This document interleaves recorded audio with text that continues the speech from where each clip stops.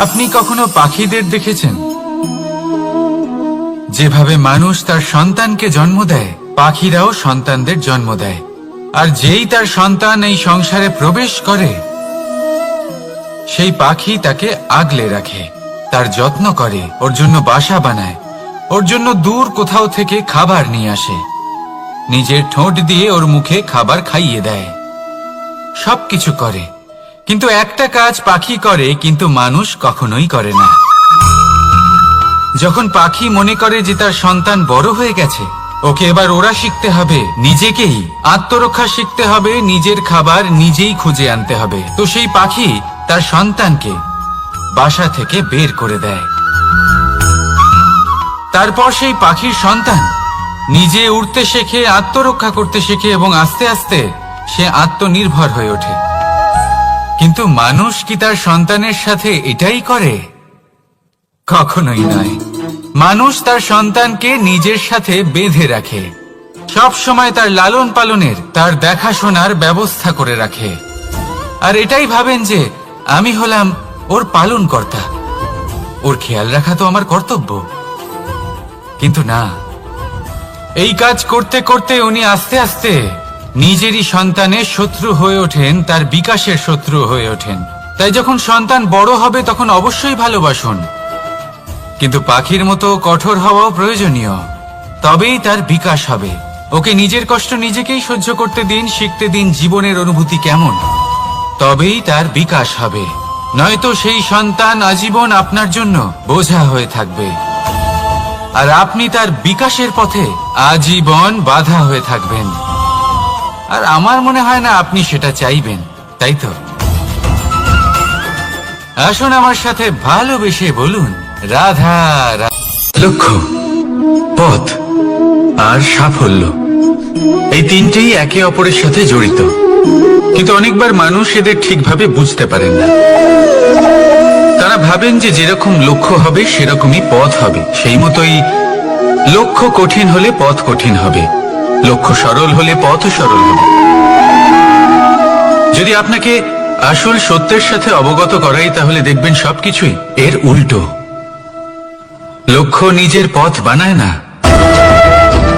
পথ সেটাই যেটা আপনি স্বয়ং নির্বাচন করে আপনি নিজে বানান। সেই অনুসারেই আপনি আপনার লক্ষ্যে পৌঁছতে পারবেন।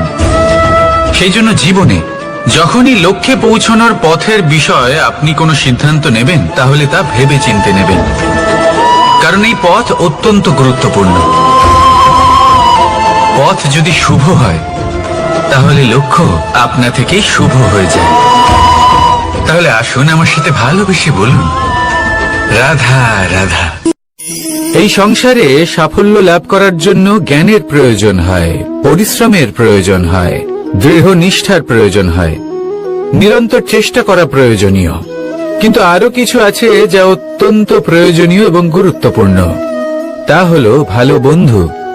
তাদের থাকা অত্যন্ত প্রয়োজনীয়। যদি ভালো বন্ধু থাকে, তাহলে সময় এলে তারা ঢাল হয়ে আপনাকে সুরক্ষা করবেন। সময় এলে অস্ত্রের মতো শত্রুকে সংহারও করবেন। যদি তিনি জ্ঞানী হন, তাদের মধ্যে সদ্গুণ থাকে, তাহলে এই সব গুণ আপনার মধ্যেও প্রবেশ করবে। তাহলে সাফল্যের জন্য ভালো বন্ধু পাওয়া অত্যন্ত প্রয়োজনীয়। কিন্তু শুধু বন্ধু কেন, ভালো শত্রুও থাকা প্রয়োজনীয়। এবার আপনি ভাববেন, এ আমি কি বললাম? যদি আপনার জীবনেও ভালো অর্থাৎ শক্তিশালী শত্রু থাকে, তাহলে আপনিও শক্তিশালী হতে থাকবেন। এই শত্রু আপনাকে প্রেরিত করবে আরো বেশি শক্তিশালী হয়ে ওঠার। কখনো কোনো হরিণকে দেখুন, তীব্র গতিতে দৌড়তে থাকে। কেন তীব্র গতিতে দৌড়য়? এই কারণে নয় যে কোথাও তার জন্য মধুর ঘাস অপেক্ষা করে রয়েছে, না। সে এই কারণে তীব্র গতিতে দৌড়য় কারণ সেটা না করলে তার পেছনে একটি সিংহ আছে যে ওকে নিজের ভোজন করে ফেলবে। তাই জীবনে বিপদ, সংকট, এই সবকিছুও হলো অত্যন্ত গুরুত্বপূর্ণ। তার সম্মুখীন হতে শিখুন, আর আমার সাথে ভালোবেসে বলুন, রাধা রাধা। ধৈর্য, এই ধৈর্য কি কোনো গুণ, কোনো অনুভূতি, কোনো দৃষ্টিভঙ্গি? জন্য ধৈর্য এক বাহন। আপনি হয়তো ভাবছেন এই কেমন বাহন? বাহন তো ঘোড়া হতে পারে, হাতি হতে পারে, উটও হতে পারে, কিন্তু ধৈর্যকে বাহন বানানো মানে? চলুন আপনাকে একটা কথা বোঝাই। পৃথিবীতে এমন কোনো বাহন নেই যে তার আরোহীকে আছড়ে ফেলেনি। সেটা উট হোক বা হাতি হোক বা ঘোড়া হোক, চলতে চলতে কখনো নড়বড় করেই বসে। তারপর সেই আরোহী পড়ে কারোর পায়, তারপর পড়ে তার নিজের নজরে। কিন্তু ধৈর্যরূপী বাহন কখনো কাউকে ফেলে না, কখনো না। না সেই আরোহী কারোর পায়ে পড়ে, আর না তো নিজের নজরে। কারণ ধৈর্য আপনাকে বিবেক প্রদান করে, বিবেক আপনাকে পরিকল্পনায় সাহায্য করে, আর পরিকল্পনা প্রদান করে আপনাকে শক্তি আপনার লক্ষ্যের দিকে অগ্রসর হওয়ার। বুঝলেন? ধৈর্যকে সঙ্গে রাখুন, নিজেকে আরো ধৈর্যশীল করে তুলুন। এই ধৈর্যের সাহায্যে আরোহণ করে দেখুন কিভাবে এই বাহন আপনাকে আপনার গন্তব্যে পৌঁছে দেবে। রাধা রাধা। সংসারে এমন একটা ভ্রান্ত ধারণা রয়েছে যে সবকিছু ভাগ্যের দ্বারা পাওয়া যায়, কিন্তু ভাগ্য, প্রারব্ধ এ তো সকলের জন্যই সমান হয়। এটা তো ব্যক্তির উপরে নির্ভরশীল হয়, তার আকাঙ্ক্ষার উপরে নির্ভরশীল হয়, বাসনার উপরে নির্ভরশীল হয়, স্বভাবের উপরে নির্ভরশীল হয় যে উনি সেটা নিয়ে কি করেন। দেখুন, এই প্রসাদ কিন্তু সকলকেই দেওয়া হয়, কিন্তু তা গ্রহণ করবেন কিভাবে সেটা ব্যক্তির উপরে নির্ভর করে। আপনাকে এক উদাহরণ দিই। যেমন ধরুন, দুজন মানুষকে আমি একটা করে মাটির ডেলা দিলাম, সেটা নিয়ে তারা কি করবেন? একজন মানুষ তার ছোট ছোট ডেলা বানাবেন আর পথযাত্রীদের ওপরে ছুঁড়ে মারবেন, হাসি ঠাট্টা করবেন, তাদের বস্ত্র নোংরা করে দেবেন, সেটাতেই উনি আনন্দ পাবেন। অন্যদিকে দ্বিতীয় ব্যক্তি সেই মাটির ডেলা দিয়েই নিজের জন্য একটা কুঁড়ে ঘর বানাবেন। সেই কুঁড়ে ঘর যা রোদেতে, বৃষ্টিতে, ঝড়ে তাকে সুরক্ষিত রাখবে। অনুভূতি, এই অনুভূতি বদলাতে শিখুন। এই অনুভূতি অত্যন্ত গুরুত্বপূর্ণ। ভালোবাসাতেও এই অনুভূতি হলো অত্যন্ত গুরুত্বপূর্ণ। ভালোবাসা সে বন্ধুর সাথে হোক, মা বাবার সাথে হোক, ভাই বোনের সাথে হোক, স্ত্রীর সাথে হোক, যে কারোর সাথে হোক। মনে রাখবেন, এই হলো সেই অনুভূতি যা আপনার ভাগ্য নির্ধারণ করে থাকে। তাহলে আসুন আমার সাথে প্রেমের অনুভূতি নিয়ে বলুন, রাধা রাধা। শক্তি এক অত্যন্ত বিচিত্র বস্তু, বা বলতে পারেন অনুভূতি। পিতা সবসময় চান যেন তিনি তার শক্তি পুত্রকে সঁপে দিতে পারেন, যাতে সে শক্তিশালী হয়, যাতে তার মঙ্গল হয়। তার পুত্র সবসময় চায় যাতে সে পিতার সেই শক্তি লাভ করে, কিন্তু সেই শক্তি লাভ করার জন্য পুত্র হওয়া যথেষ্ট নয়, যোগ্য পাত্র হতে হয়। আসুন আপনাকে সহজে বোঝাই। যদি আপনি সুপাত্র হন আর আপনাকে শক্তি দেওয়া হয়, তাহলে আপনি সেই শক্তির গুরুত্ব বুঝবেন, কোথায় সেই শক্তি প্রয়োগ করা উচিত সেটা বুঝবেন। আর এটা যেহেতু অর্জন করা শক্তি হবে, সেই শক্তির অপব্যবহার হবে না। কিন্তু যদি এই আপনি কুপাত্র হন আর যদি আপনাকে এই শক্তি দেওয়া হয়, তাহলে কি হবে? দেখতে গেলে এই শক্তি আপনি দান হিসেবে পেয়েছেন, তাই না আপনি এই শক্তির গুরুত্ব বুঝবেন আর না এর প্রয়োগ আপনি জানবেন। তার অপব্যবহার হওয়া সুনিশ্চিত। তাই যদি আপনি কোনো শক্তি অর্জন করতে চান, তাহলে আগে তার যোগ্য হয়ে উঠুন। পুত্র নয়, পাত্র হয়ে উঠুন। আর আমার সাথে ভালোবেসে বলুন, রাধা রাধা। কথায় আছে, প্রত্যেক পুত্র তার পিতার প্রতিচ্ছবি হয়, আর সমস্ত প্রতিচ্ছবি চায় যেন সে তার অস্তিত্ব প্রাপ্ত করতে পারে। পুত্র চায় সে যেন তার পিতার মতো হয়, বা কখনো কখনো তার থেকেও শ্রেষ্ঠ হয়। সেটা কোনো অনুচিত ব্যাপার নয়। অনুচিত তখন হয় যখন পুত্র নিজের পিতার মতো হবার স্বপ্ন পূরণ করতে গিয়ে বা তার থেকেও শ্রেষ্ঠ হওয়ার স্বপ্ন পূরণে অনুচিত পথের আশ্রয় নেয়। কারণ তারপরে সে তার পিতার গুণগুলি আত্মসাৎ করতে চায় না। সে শুধুই এটা চায় যে সংসারের চোখে যেন আমি শ্রেষ্ঠ প্রমাণিত হই। এটা অনুচিত।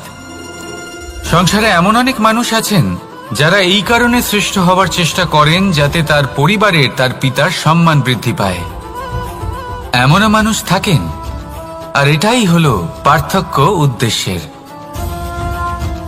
মনে রাখবেন, যদি আপনার উদ্দেশ্য শুভ হয় তাহলে পথও শুভ হবে, যদি আপনার উদ্দেশ্য অশুভ হয় তাহলে পথও অশুভ হবে। তাহলে নিজের পিতার মতো হবার চেষ্টা অবশ্যই করুন, তার থেকেও শ্রেষ্ঠ হওয়ার চেষ্টা অবশ্যই করুন, কিন্তু মনে রাখবেন আপনার সংকল্প আর আপনার উদ্দেশ্য এই দুই শুভ হওয়া উচিত। তাহলে আসুন আর আমার সাথে ভালোবেসে বলুন, রাধা রাধা। শক্তি শক্তি অর্জন করা এতটা কঠিন নয় যতটা শক্তি লাভ করার পরে সেই শক্তি সামলানো কঠিন হয়। কারণ যেই মানুষ শক্তি লাভ করে তার মনে গর্ববোধ জন্মায়, জন্মায় অহংকার, জন্মায় জেদ। তাই শক্তি প্রাপ্ত করার সাথে বিনম্র থাকাও অত্যন্ত আবশ্যক। আর এটা আমাদের শেখা উচিত বৃক্ষের থেকে। বৃক্ষ যা আমাদের ফল দেয়, বৃক্ষ যা যত ফল দেয় ততটাই ঝুঁকে যায়। আমরা পাথর মারি ওই বৃক্ষের থেকে ফল প্রাপ্ত করার জন্য। সেই পাথরের মার সহ্য করেও বৃক্ষ আমাদের ফল দেয়। কোনো গর্ববোধ নেই, কোনো অহংকার বোধ নেই, আর সেই জন্য এই বৃক্ষের পুজো করা হয়। এটাই হলো মাহাত্ম্য শক্তির সাথে বিনম্রতার। যদি এই শক্তি সৃজন করে থাকে, সাহায্য করে থাকে, সম্বল হয়ে থাকে, তবেই সেই শক্তি উপযুক্ত। আর নয়তো সেই শক্তি একদিন আপনাকে আসক্ত অবশ্যই করবে। তাহলে শক্তি অবশ্যই অর্জন করুন, কিন্তু তার সাথে সেই শক্তি সামলানোর মতো বিবেকও আপনাকে অবশ্যই জাগ্রত করতে হবে। তাহলে আসুন আমার সাথে ভালোবেসে বলুন, রাধা রাধা। অহংকার অত্যন্ত বলশালী হয়। এই অহংকার মানুষকে কখনো নত হতে দেয় না। অদ্ভুত ব্যাপার, এই অহংকার যা মানুষকে কখনো নত হতে দেয় না, সেটাই তার পতনের কারণও হয়ে দাঁড়ায়। যেখানে মানুষ এটা ভাবতে শুরু করে যে শুধুমাত্র সেই যোগ্য, সেখান থেকেই তার পতনের আরম্ভ। ঠিক কিনা? দেখুন, যদি কোনো মানুষ এটা ভাবে যে আমি এই সব কিছু করতে পারি, তাহলে তা হলো বিশ্বাস। কিন্তু যদি সে এটা ভাবতে থাকে যে শুধুমাত্র আমি এই কাজ করতে পারি, তাহলে তা হলো সেই ব্যক্তির অহংকার। আর এটা আপনাকে বিনাশের দিকে অবশ্যই নিয়ে যাবে। মনে রাখবেন, যখন আমি আর শুধুমাত্র এই দুই এক হয়ে যায়, সেখান থেকে আপনার পতনের সূত্রপাত হবেই। তাই আপনি কখনোই এই অহংকারের চক্রব্যূহে ফেঁসে যাবেন না। বিশ্বাস রাখুন নিজের ওপর এবং অন্যের ওপরও। আর মনে রাখবেন, বিশ্বাসের মধ্যে বিশ্বের প্রত্যেকটা বস্তু বসবাস করে। তাই এই অহংকারকে ত্যাগ করে ফেলুন আর আত্মবিশ্বাসের ওপর মনোসংযোগ করুন। আর আমার সাথে ভালোবেসে বলুন, রাধা রাধা।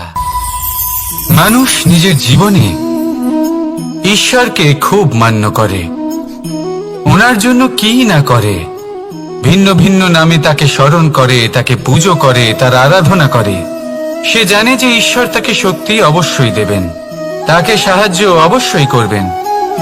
কিন্তু যখন প্রশ্ন আসে গুরু এবং ঈশ্বরের, তখন গুরুর মান কখনো কম হওয়া উচিত নয়।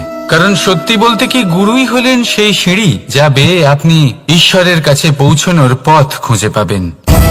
সেই পথ আপনি গুরুর থেকেই পাবেন।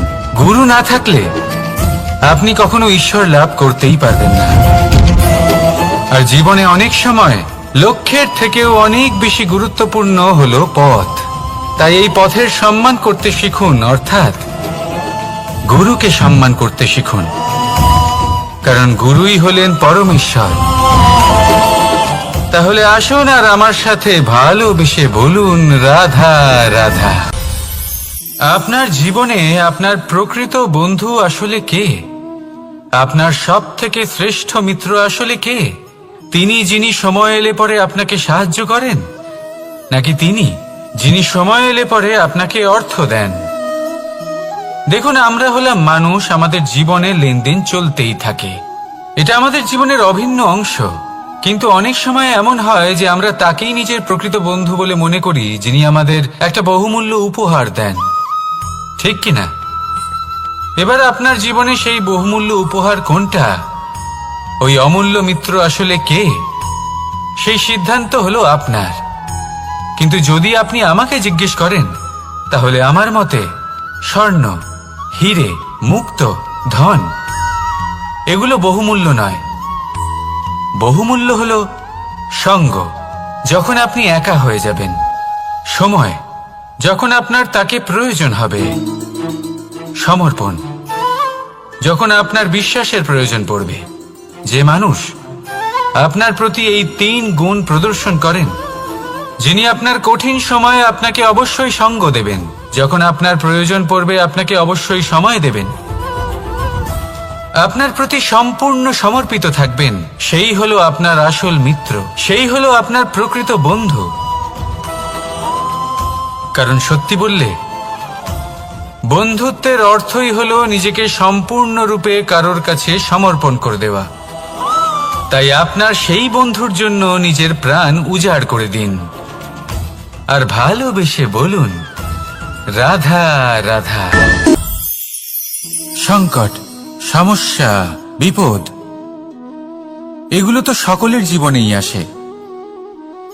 অনেক সময় এমন হয় যে মানুষের জীবনে যখন এমন কোনো বিপদ আসে, তখন সে ভয়ভীত হয়ে পড়ে, চিন্তিত হয়ে পড়ে, নিরাশ হয়ে যায়।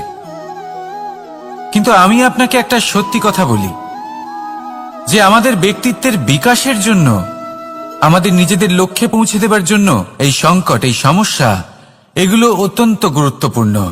আর এর উদাহরণ আমি নয়, বরং প্রকৃতি স্বয়ং দেবে। আপনি নিজেই ধরিত্রী মাতাকে দেখে নিন। ধরিত্রী মাতা সূর্যের তাপ সহ্য করেন কেন? যাতে পৃথিবীতে যে জল রয়েছে তা বাষ্পে পরিণত হয়ে ওপরে উঠে মেঘ হয়, আর পৃথিবীতে বর্ষা হয়ে ফিরতে পারে, নতুন জীবন দান করে। আর অন্যদিকে পাতা ঝরার মরশুমে কোনো বৃক্ষকে দেখুন, পাতা ঝরার মরশুমে সমস্ত পাতা ঝরে যায়, তারপরে সেই গাছে নবনির্মাণ হয়, নতুন পাতা জন্মায়, সেই গাছ আবার ভরে ওঠে, সবুজে সবুজ হয়ে ওঠে। সেইভাবেই আপনার জীবনেও সংকট এবং সমস্যা এগুলো তো আসতেই থাকবে। কিন্তু আপনার এগুলিকে ভয় পেলে চলবে না, পিছু হটলে চলবে না, নিরাশ হলে চলবে না, বরং দৃঢ়তার সাথে, সাহসের সাথে তার সম্মুখীন হতে হবে। যদি আপনি এটা করতে শিখে যান, তাহলে আপনি দেখবেন যে এই সমস্যা, এই সংকট, এই বিপদ আপনাকে শক্তি প্রদান করবে। আসুন আমার সাথে ভালোবেসে বলুন, রাধা রাধা। প্রকাশ কার মধ্যে থাকে? সূর্য। শীতলতা কার মধ্যে থাকে? চন্দ্রমার মধ্যে। এবার যদি সূর্যের মধ্যে প্রকাশ না থাকে কি হবে? অন্ধকার। যদি চন্দ্রমার মধ্যে শীতলতা না থাকে তাহলে কি হবে? মহা অন্ধকার। সবকিছু অন্তরে আছে, শুভভাব আর সত্যতা প্রত্যেকটা মানুষের অন্তরের মধ্যে থাকবেই থাকবে। যদি এটা না থাকে তাহলে জেনে রাখুন কিছুই নেই। যেমন একটা প্রদীপ যা জ্বলছে, যা প্রকাশ দিচ্ছে, অন্ধকারে আমাদের পথ প্রদর্শন করছে। কেন জ্বলে? কারণ ওর মধ্যে একটা সলতে আছে যা জ্বলছে। সলতে কেন জ্বলে? কারণ তার ভিতর ঘি আছে যা ওই সলতেকে জ্বলতে সাহায্য করে। সবকিছুই আমাদের মনের ভিতরেই রয়েছে, ভালো ভাব এবং সততাও। এই নিয়েই কর্ম করতে থাকুন আর জীবনের সামনে এগোতে থাকুন। সমস্ত জীবন আলোকিত হয়ে উঠবে। আসুন আর আমার সাথে ভালোবেসে বলুন, রাধা রাধা। পৌঁছানো অত্যন্ত কঠিন হয়। কেউ ভাবেন যে কেন এত কঠিন হয়, কেন এত কষ্ট করতে হয় লক্ষ্যে পৌঁছানোর জন্য? এই লক্ষ্য সরলভাবে কেন আমার কাছে চলে আসে না?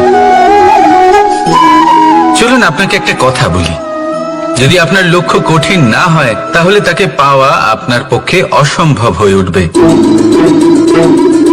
লক্ষ্যে পৌঁছানোর এই রাস্তায় আপনি যে কড়া রোদের সম্মুখীন হন, যার থেকে আপনি দূরে পালাতে চান, সেই রোদ আপনাকে প্রেরণা যোগায় যে আপনি এগোতে থাকুন। ভাবুন একজন যাত্রী যে কিনা নিজের লক্ষ্যের দিকে যাচ্ছেন, সেই পথে উনি যদি একটু ছায়া পেয়ে যান আর উনি ওখানে বিশ্রাম নেন, তাহলে তার সাথে তার ভাগ্য গভীর নিদ্রায় সেখানে বিলীন হয়ে যায়। তাই পরিশ্রমের করা রোদের থেকে কখনো দূরে পালাবেন না। জীবনে শুধু সামনে এগোতে থাকুন দৃঢ়তার সাথে। আর লক্ষ্য সরল হোক, কঠিন হোক বা অত্যাধিক কঠিন হোক, একটা কথা মনে রাখবেন, যে জীবনের লক্ষ্যে পৌঁছতে পেরেছে সে লক্ষ্য প্রাপ্তির জন্য আফসোস কখনোই করে না। রাধা রাধা। এই সংসারে সাফল্য লাভ করার জন্য জ্ঞানের প্রয়োজন হয়, পরিশ্রমের প্রয়োজন হয়, দৃঢ় নিষ্ঠার প্রয়োজন হয়, নিরন্তর চেষ্টা করা প্রয়োজনীয়। কিন্তু আরো কিছু আছে যা অত্যন্ত প্রয়োজনীয় এবং গুরুত্বপূর্ণ। তা হলো ভালো বন্ধু। তাদের থাকা অত্যন্ত প্রয়োজনীয়। যদি ভালো বন্ধু থাকে তাহলে সময় এলে তারা ঢাল হয়ে আপনাকে সুরক্ষা করবেন। সময় এলে অস্ত্রের মতো শত্রুকে সংহারও করবেন। যদি তিনি জ্ঞানী হন, তাদের মধ্যে সদ্গুণ থাকে, তাহলে এই সব গুণ আপনার মধ্যেও প্রবেশ করবে। তাহলে সাফল্যের জন্য ভালো বন্ধু পাওয়া অত্যন্ত প্রয়োজনীয়। কিন্তু শুধু বন্ধু কেন, ভালো শত্রুও থাকা প্রয়োজনীয়। এবার আপনি ভাববেন, এ আমি কি বললাম? যদি আপনার জীবনেও ভালো অর্থাৎ শক্তিশালী শত্রু থাকে, তাহলে আপনিও শক্তিশালী হতে থাকবেন। এই শত্রু আপনাকে প্রেরিত করবে আরো বেশি শক্তিশালী হয়ে ওঠার। কখনো কোনো হরিণকে দেখুন, তীব্র গতিতে দৌড়তে থাকে। কেন তীব্র গতিতে দৌড়য়? এই কারণে নয় যে কোথাও তার জন্য মধুর ঘাস অপেক্ষা করে রয়েছে, না। সে এই কারণে তীব্র গতিতে দৌড়য় কারণ সেটা না করলে তার পেছনে একটি সিংহ আছে যে ওকে নিজের ভোজন করে ফেলবে। তাই জীবনে বিপদ, সংকট, এই সবকিছুও হলো অত্যন্ত গুরুত্বপূর্ণ। তার সম্মুখীন হতে শিখুন আর আমার সাথে ভালোবেসে বলুন, রাধা। লক্ষ্যে পৌঁছানো অত্যন্ত কঠিন হয়। কেউ ভাবেন যে কেন এত কঠিন হয়, কেন এত কষ্ট করতে হয় লক্ষ্যে পৌঁছানোর জন্য?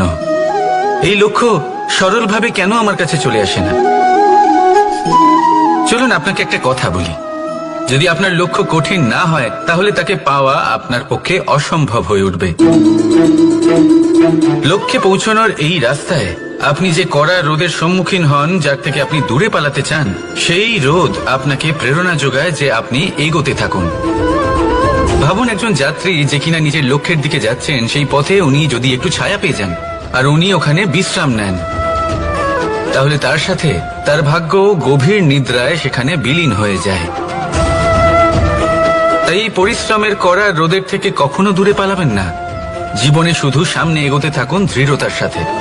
আর লক্ষ্য সরল হোক, কঠিন হোক বা অত্যাধিক কঠিন হোক, একটা কথা মনে রাখবেন, যে জীবনের লক্ষ্যে পৌঁছতে পেরেছে সে লক্ষ্য প্রাপ্তির জন্য আফসোস কখনোই করে না।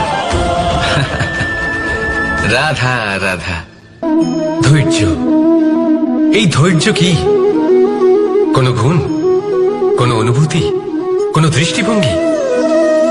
আমার জন্য ধৈর্য এক বাহন। আপনি হয়তো ভাবছেন, এ কেমন বাহন? বাহন তো ঘোড়া হতে পারে, হাতি হতে পারে, উটও হতে পারে, কিন্তু ধৈর্যকে বাহন বানানো মানে? চলুন আপনাকে একটা কথা বোঝাই। পৃথিবীতে এমন কোনো বাহন নেই যে তার আরোহীকে আছড়ে ফেলেনি। সেটা উট হোক বা হাতি হোক বা ঘোড়া হোক, চলতে চলতে কখনো নড়বড় করেই বসে। তারপর সেই আরোহী পড়ে কারোর পায়, তারপর পড়ে তার নিজের নজরে। কিন্তু ধৈর্যরূপী বাহন কখনো কাউকে ফেলে না, কখনো না। না সেই আরোহী কারোর পায়ে পড়ে আর না তো নিজের নজরে। কারণ ধৈর্য আপনাকে বিবেক প্রদান করে, বিবেক আপনাকে পরিকল্পনায় সাহায্য করে, আর পরিকল্পনা প্রদান করে আপনাকে শক্তি, আপনার লক্ষ্যের দিকে অগ্রসর হওয়া। বুঝলেন? ধৈর্যকে সঙ্গে রাখুন, নিজেকে আরো ধৈর্যশীল করে তুলুন। এই ধৈর্যের সাহায্যে আরোহণ করে দেখুন কিভাবে এই বাহন আপনাকে আপনার গন্তব্যে পৌঁছে দেবে। রাধা রাধা। সংসারে এমন একটা ভ্রান্ত ধারণা রয়েছে যে সবকিছু ভাগ্যের দ্বারা পাওয়া যায়, কিন্তু ভাগ্য, প্রারব্ধ এ তো সকলের জন্যই সমান হয়। এটা তো ব্যক্তির উপরে নির্ভরশীল হয়, তার আকাঙ্ক্ষার উপরে নির্ভরশীল হয়, বাসনার উপরে নির্ভরশীল হয়, স্বভাবের উপরে নির্ভরশীল হয় যে উনি সেটা নিয়ে কি করেন। দেখুন, এই প্রসাদ কিন্তু সকলকেই দেওয়া হয়, কিন্তু তা গ্রহণ করবেন কিভাবে সেটা ব্যক্তির উপরে নির্ভর করে। আপনাকে এক উদাহরণ দিই। যেমন ধরুন, দুজন মানুষকে আমি একটা করে মাটির ডেলা দিলাম, সেটা নিয়ে তারা কি করবেন? একজন মানুষ তার ছোট ছোট ডেলা বানাবেন আর পথযাত্রীদের ওপরে ছুঁড়ে মারবেন, হাসি ঠাট্টা করবেন, তাদের বস্ত্র নোংরা করে দেবেন, সেটাতেই উনি আনন্দ পাবেন। অন্যদিকে দ্বিতীয় ব্যক্তি সেই মাটির ডেলা দিয়েই নিজের জন্য একটা কুঁড়ে ঘর বানাবেন, সেই কুঁড়ে ঘর যা রোদেতে, বৃষ্টিতে, ঝড়ে তাকে সুরক্ষিত রাখবে। অনুভূতি, এই অনুভূতি বদলাতে শিখুন। এই অনুভূতি অত্যন্ত গুরুত্বপূর্ণ। ভালোবাসাতেও এই অনুভূতি হলো অত্যন্ত গুরুত্বপূর্ণ। ভালোবাসা সে বন্ধুর সাথে হোক, মা বাবার সাথে হোক, ভাই বোনের সাথে হোক, স্ত্রীর সাথে হোক, যে কারোর সাথে হোক। মনে রাখবেন, এই হলো সেই অনুভূতি যা আপনার ভাগ্য নির্ধারণ করে থাকে। তাহলে আসুন আমার সাথে প্রেমের অনুভূতি নিয়ে বলুন, রাধা রাধা। লক্ষ্য, পথ আর সাফল্য, এই তিনটেই একে অপরের সাথে জড়িত, কিন্তু অনেকবার মানুষ এদের ঠিকভাবে বুঝতে পারেন না। তারা ভাবেন যে যেরকম লক্ষ্য হবে সেরকমই পথ হবে, সেই মতোই লক্ষ্য কঠিন হলে পথ কঠিন হবে, লক্ষ্য সরল হলে পথও সরল হবে। যদি আপনাকে আসল সত্যের সাথে অবগত করাই, তাহলে দেখবেন সবকিছুই এর উল্টো। লক্ষ্য নিজের পথ বানায় না, পথ সেটাই যেটা আপনি স্বয়ং নির্বাচন করে আপনি নিজে বানান। সেই অনুসারেই আপনি আপনার লক্ষ্যে পৌঁছতে পারবেন। সেই জন্য জীবনে যখনই লক্ষ্যে পৌঁছানোর পথের বিষয়ে আপনি কোনো সিদ্ধান্ত নেবেন, তাহলে তা ভেবে চিন্তে নেবেন, কারণ এই পথ অত্যন্ত গুরুত্বপূর্ণ। পথ যদি শুভ হয়, তাহলে লক্ষ্য আপনা থেকেই শুভ হয়ে যায়। তাহলে আসুন আমার সাথে ভালোবেসে বলুন, রাধা রাধা। ভাগ্য আর কর্ম, এই দুই এমন শব্দ যাকে ঘিরে সমগ্র সংসার। কেউ বলে আমার ভাগ্যে এটা ছিল না, যা পেলে আমার জীবন অন্যরকম হতো। কেউ বলে আমার গত জন্মের কর্ম নিশ্চয়ই এমন ছিল, যে কারণে এই জন্মে এরকম ভাগ্য পেয়েছি আমি। এসব বাদ দিন আর একবার শান্ত চিত্তে ভাবুন। আপনি বুঝতে পারবেন যে ভাগ্য আর কর্ম এই দুই এই জন্মের। তফাৎ শুধুমাত্র এটাই যে যদি ভাগ্যের কথা বলা হয়, তাহলে আপনি এই ভাগ্যের থেকে যত বেশি আশা করবেন, তত বেশি নিরাশ হবেন আপনি, কারণ এই আশা আপনাকে কর্ম করা থেকে আটকায়। যদি কথা বলা হয় কর্মের, তাহলে নিজের কর্মের প্রতি যত বিশ্বাস রাখবেন, তত বেশি সফলতা আপনার কাছে আসবে। তাই একটা কথা মনে রাখবেন, ভাগ্য আপনার কর্ম নির্ধারণ করে না, কিন্তু আপনার কর্ম আপনার ভাগ্যকে অবশ্যই নির্ধারণ করে। রাধা রাধা। নাম কত সাধারণ একটা বিষয়। প্রত্যেক মানুষ যে জন্ম নেয়, তাকে একটা নাম দেওয়া হয়, যা সে পেয়ে থাকে তার মাতা পিতার দ্বারা, না হলে তার গুরুর দ্বারা, বা কোনো আত্মীয়ের দ্বারা, বা কোনো কাছের মানুষের দ্বারা। এই নামের সাথেই সে আস্তে আস্তে বেড়ে ওঠে। কিন্তু এটাই কি সেই নাম? এই নামই কি সবকিছু? কখনোই নয়। একটা নাম সেটা যা আপনি জন্মের সময় লাভ করেন, যে নামে আপনি কর্মের পথে অগ্রসর হন। আরো একটা নাম সেটা যা আপনি আপনার কর্মের দ্বারা অর্জন করেন, আর এই নামেই আপনাকে সবাই যুগ যুগ ধরে মনে রাখে। আপনার আসল নাম সেটা নয় যা আপনাকে জন্মের সময় দেওয়া হয়েছিল। আপনার আসল নাম সেটা যেটা আপনি আপনার কর্ম দ্বারা লাভ করেছেন, কারণ সেই লাভের পেছনে প্রচুর প্রয়াস লুকিয়ে থাকে, অনেক পরিশ্রম লুকিয়ে থাকে। কিন্তু যদি আপনি চান যে মানুষ আপনার নাম মনে রাখে, তাহলে আপনাকে কর্মের পথে অগ্রসর হতেই হবে। শুভ কর্ম করতে হবে, অনর্গল চেষ্টা করে যেতে হবে, মহান কাজ করতে হবে, আর বিশ্বাস করুন, আপনি একটা মহান নামের ফল অবশ্যই লাভ করবেন। রাধা রাধা। আমি এখানে একা এই বনে বসে আছি, বাঁশি বাজাচ্ছি। কার জন্য? কে আছেন এখানে? কেউ নেই। আমার প্রজা, আমার রাজ্য, আমার পরিবার আমার থেকে অনেক দূরে আছেন। আমি এখানে একা এই বনে বসে এই আকাশের এই রঙের, গাছের এই সব ফলের, মাটির সুবাসের আনন্দ উপভোগ করছি। কেন? আমি হলাম দ্বারকাধীশ। এমন কি রাজকীয় বা ভৌতিক সুখ রয়েছে যে আমি ওখানে পেতে পারি না? সবকিছুই পেতে পারি, তাও এখানে বনে একা বসে আছি। কোন সুখ খুঁজে চলেছি? একা থাকার সুখ। আমরা প্রত্যেকদিন অনেক মানুষের সাথে, চিন্তাধারার সাথে, কর্মের সাথে, পরিস্থিতির সাথে, সুখ দুঃখের দ্বারা বেষ্টিত থাকি। জীবনের এই চক্রে আমরা জড়িয়ে পড়তে থাকি। যতই আমরা এই সমস্যার সমাধান করি, আমরা ততই এতে জড়িয়ে পড়ি। আমরা এতটাই জড়িয়ে পড়ি যে যখন আমরা আয়নায় নিজেদের দেখি, তখন আমরা নিজেদের চিনতেই পারি না। এমন মনে হয় যেন আমরা নিজেদের হারিয়ে ফেলেছি। সেই জন্য প্রত্যেক দিন আপনি কিছু সময় নিজের সাথে কাটান একান্তে। এটা অত্যন্ত আবশ্যক। নিজের অস্তিত্বের গভীরে গিয়ে দেখতে শিখুন, নিজেকে বুঝুন। অদ্ভুত শান্তির অনুভূতি হবে। যেমন এই বায়ু, এই বৃক্ষ, এই পুষ্প, এই নিসর্গ, এদের মতো আপনিও কখনো একলা হতে শিখুন। কখনো নিসর্গের একটা অংশ হয়ে দেখুন। এই মন প্রসন্ন হয়ে বলবে রাধা। একবার একটা শেয়াল বনে বিচরণ করছিল। ও একটা ছোট্ট শাবক দেখতে পেল। ও ভাবলো আজ একেই আমি খাবার হিসেবে গ্রহণ করব। আশেপাশে দেখলো কেউ দেখছে না তো, কেউ ছিল না। আর সেই শাবকের ওপর আক্রমণ করল, যা হলো একটা ঘোর অপরাধ। বনের নিয়ম অনুসারে আপনি কখনোই শাবকের ওপর আক্রমণ করতে পারেন না। তারপর এই খবরটা যখন রাজা সিংহ জানতে পারলেন, সভার আয়োজন করলেন। কিন্তু সেখানে শেয়াল বলল, আমি তো এরকম কিছু করিনি। কিন্তু যদি আপনি এরকম বলেন, কোনো প্রমাণ দিন, এর কোনো সাক্ষী আছে? তখন রাজা সিংহ পেঁচাকে ডেকে পাঠালেন, যে সেই মুহূর্তে বৃক্ষের শাখার ওপর বসেছিল। সে সব কিছু দেখেছিল। পেঁচা সব সত্যি কথা বলল, আর শেয়ালকে মৃত্যুদণ্ড দেয়া হলো। এবার এই কাহিনী আমি আপনাকে কেন শোনালাম? কারণ মানুষও কখনো কখনো এরকম কর্ম করেন যা শিয়াল করেছে। এটা ভাবেন কেউ দেখছে না, যখন আমি অনুচিত কর্ম করতেই পারি। কিন্তু না, আপনি যাই করুন না কেন, কেউ না কেউ অবশ্যই তা দেখছে। কোনো ব্যক্তি না হলেও কোনো প্রাণী, না হলে কোনো যক্ষ বা দেব বা প্রেত। যদি এনারা কেউ না দেখেন, তাহলে ধরিত্রী মাতা দেখেন, যেখানে দাঁড়িয়ে আপনি সেই কর্ম করছেন, তাই না? তাই একটা কথা সবসময় মনে রাখবেন, কে দেখছেন কে দেখছেন না সেই বিষয়ে ভাবা ছেড়ে দিন। এটা খুব সহজ কথা। আপনি যদি উচিত কর্ম করেন, উচিত ফল পাবেন। যদি অনুচিত কর্ম করেন, তাহলে আপনি অনুচিত ফল অবশ্যই পাবেন। সেই জন্য উচিত পথে চলতে থাকুন, উচিত কর্ম করতে থাকুন, আর আমার সাথে ভালোবেসে বলুন রাধা রাধা। বাহ, পুষ্পের সুবাস আমার খুব ভালো লাগে। অত্যন্ত সুন্দর হয় এই পুষ্প। এইভাবে চারিদিকে পুষ্প দেখে মন আনন্দিত হয়ে ওঠে।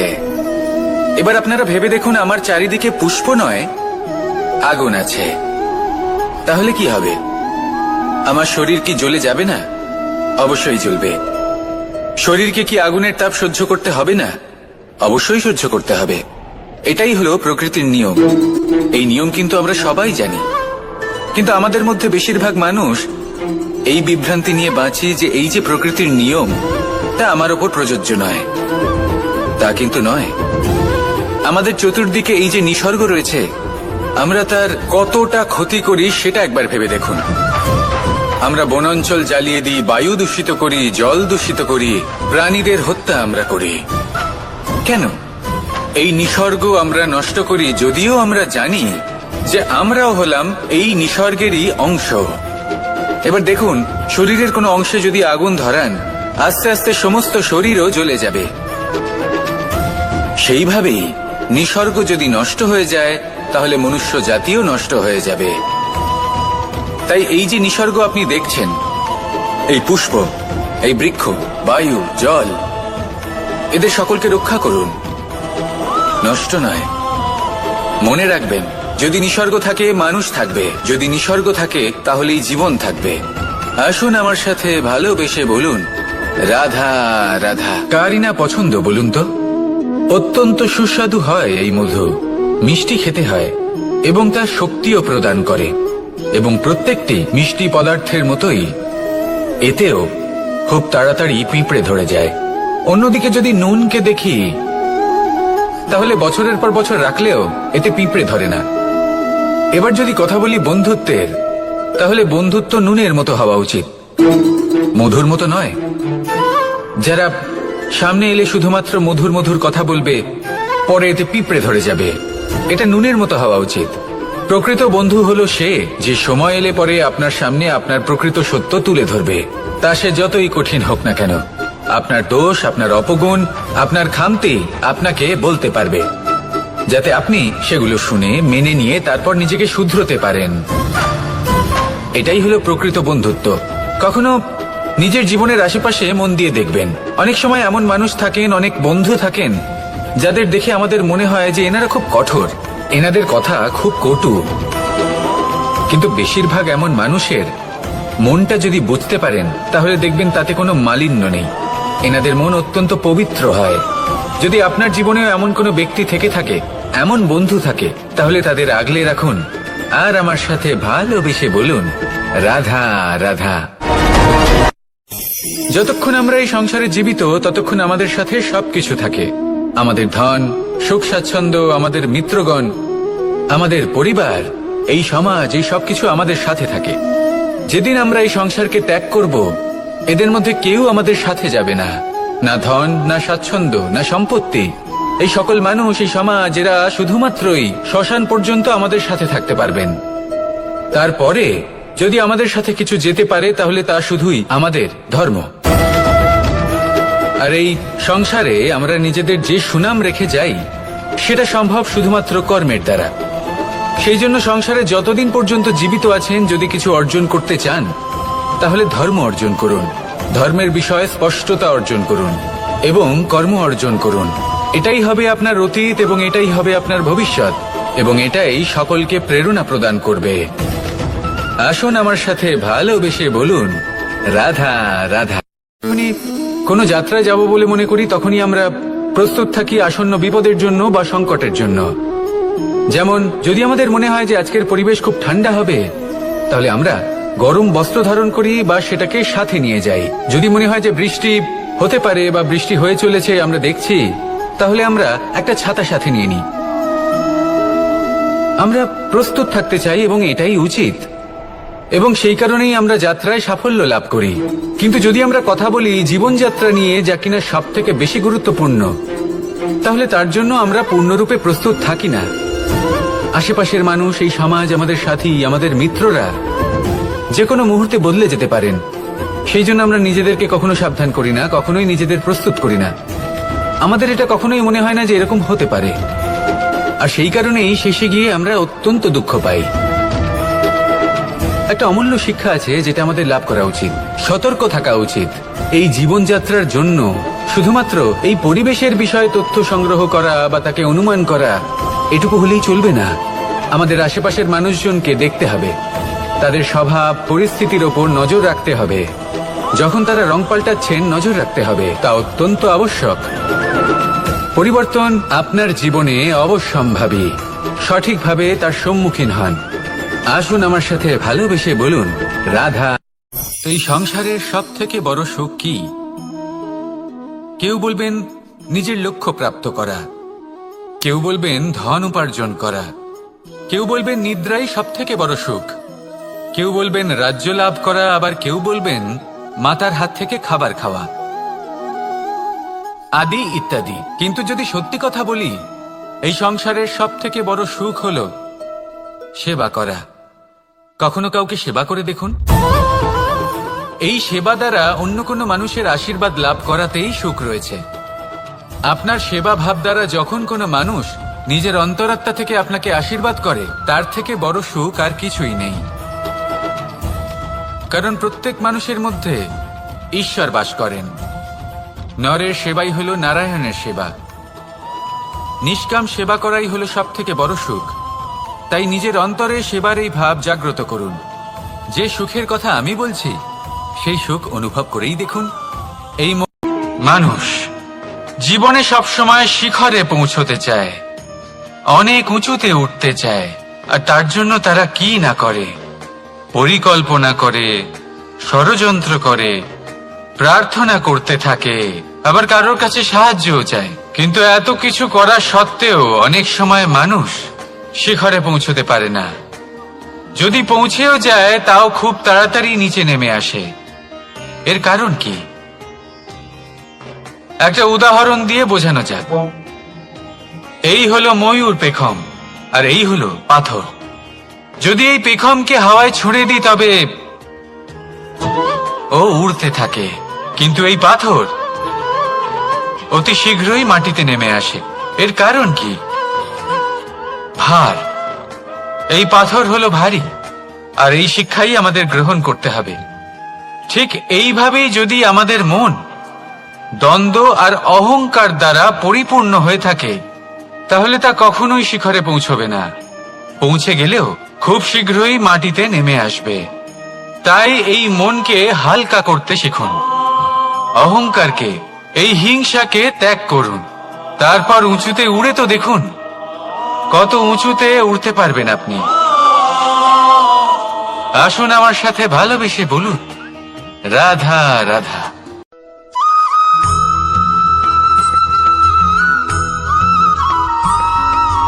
এই সংসারে মাতা পিতা তার সন্তানকে সব থেকে বড় উপহার কি দিতে পারে?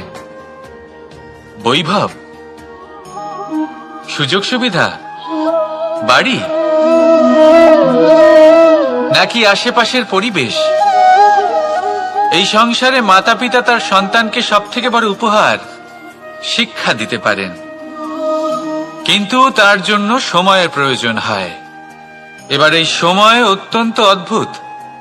সময়ের ধারণা সবার রয়েছে। কখনো কখনো কিছু কঠিন সময় বরদানের মতো আমাদের সম্মুখে আসে।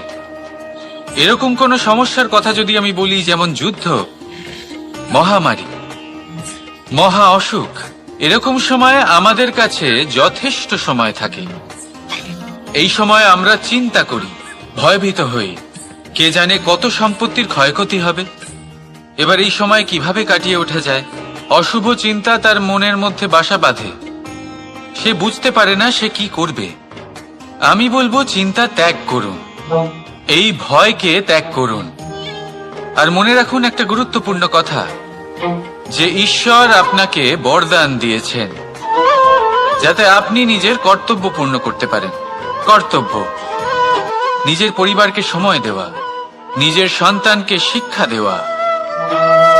তাদের সাথে বসুন, কথাবার্তা বলুন, আলোচনা করুন। কিছু কথা তারা বলবে, কিছু আপনি বলবেন, কিছু আপনি শিখবেন, কিছু তারা শিখবে। তাদের সাথে খেলা করুন, তাদের সাথে পূর্বপুরুষের গল্প করুন। এইসব করলে তাতে না শুধু তাদের ভবিষ্যৎ উজ্জ্বল হবে, বরং আপনিও সন্তুষ্টি পাবেন। ভয়ভীত হবেন না। আজ বর্তমানে আপনি কি করতে পারেন যাতে আপনার বর্তমান সঠিক হবে এবং ভবিষ্যৎ উজ্জ্বল হবে, তাতে একাগ্র হন। সব কিছু শুভ হবে। রাধা রাধা।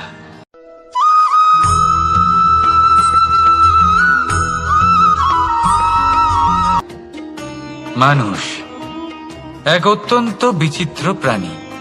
পরিকল্পনা করে, ষড়যন্ত্র করে, প্রচেষ্টা করে, কাউকে পরাজিত করার চেষ্টাও করে।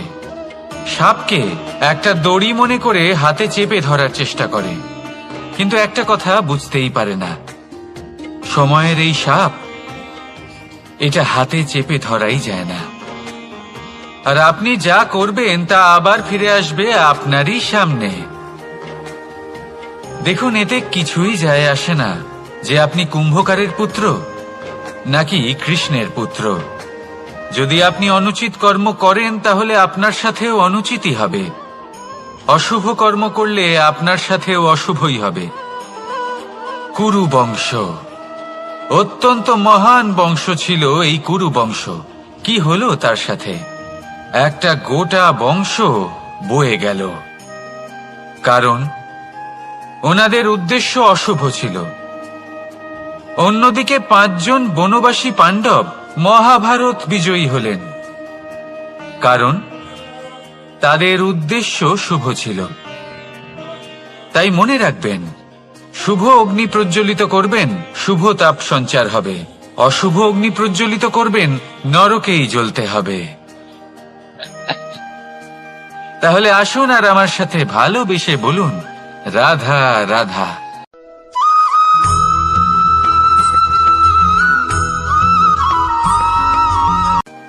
কখনো ভেবে দেখেছেন মানুষকেই এই সংসারে সর্বশ্রেষ্ঠ প্রাণী কেন বলা হয়? অন্য কোনো প্রাণীকে কেন নয়? শুধু কি এই জন্যই আমরা চিন্তা করতে পারি, আমাদের কাছে তীক্ষ্ণ বুদ্ধি রয়েছে, কোনো কিছু আবিষ্কার করতে পারি, সেই কারণেই? তা তো অন্য কোনো প্রাণীর কাছেও থাকতে পারে। এমন কিছু পশুও রয়েছে যাদের কাছে তীক্ষ্ণ বুদ্ধি আছে। তাহলে মানুষ কেন? কারণ মানুষের কাছে এমন কিছু রয়েছে যা অন্য প্রাণীর কাছে নেই। মানবতা। মানবতা, যা সর্বপ্রথম এগিয়ে যেতে চাইলেও যদি পথে কেউ ধাক্কা খেয়ে পড়ে যায়, তাকে আগলে রাখতেও জানে। মনে রাখবেন, আপনার সব থেকে বড় পরিচয় আপনার নাম, আপনার সম্পত্তি বা আপনার ধর্ম নয়। আপনার সব থেকে বড় পরিচয় হল আপনার মানবতা। তাহলে সময় এলে পরে নিজের মানবতার পরিচয় দিন। অন্য মানুষকে সাহায্য করুন, অন্য প্রাণীকে সাহায্য করুন। একা একা পথ চলা হলো পশুদের প্রবৃত্তি। মানুষ হলেন তিনি যিনি অন্যের জন্য প্রাণও দিতে পারেন। মানুষ হলেন তিনি যিনি অন্য মানুষের প্রাণ বাঁচান। সেই মানবতাকে জাগিয়ে তুলুন আর এই জীবন বাঁচতে শুরু করুন। আর হ্যাঁ, আমার সাথে ভালোবেসে বলুন, রাধা রাধা।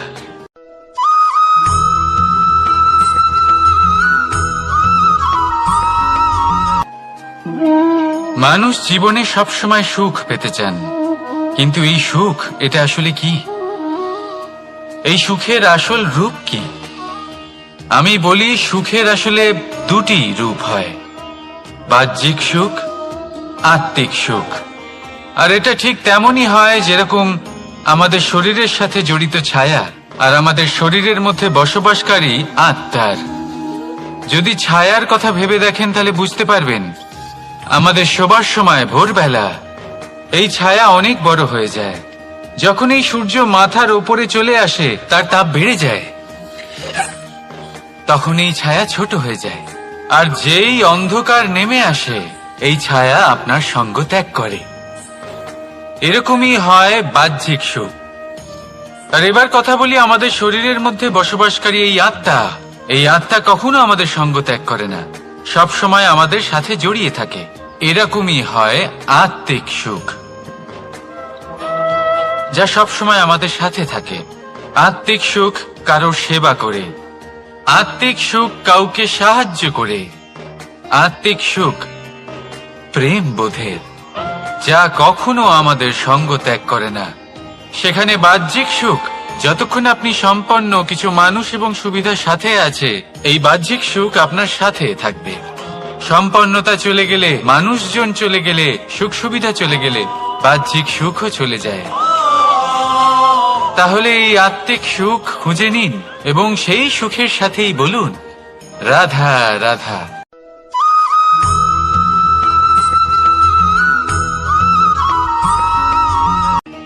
আত্মীয় স্বজন কারা হন?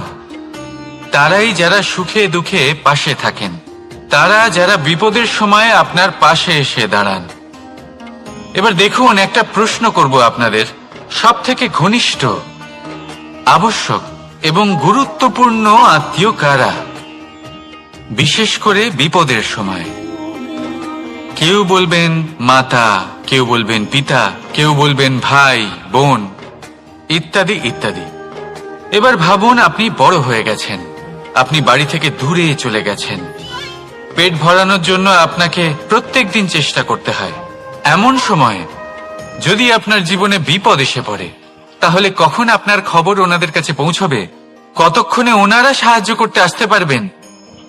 এরকম এক সময় সব থেকে গুরুত্বপূর্ণ আত্মীয় হন আপনার প্রতিবেশী, কারণ তারাই সেই মুহূর্তে আপনার সব থেকে কাছে।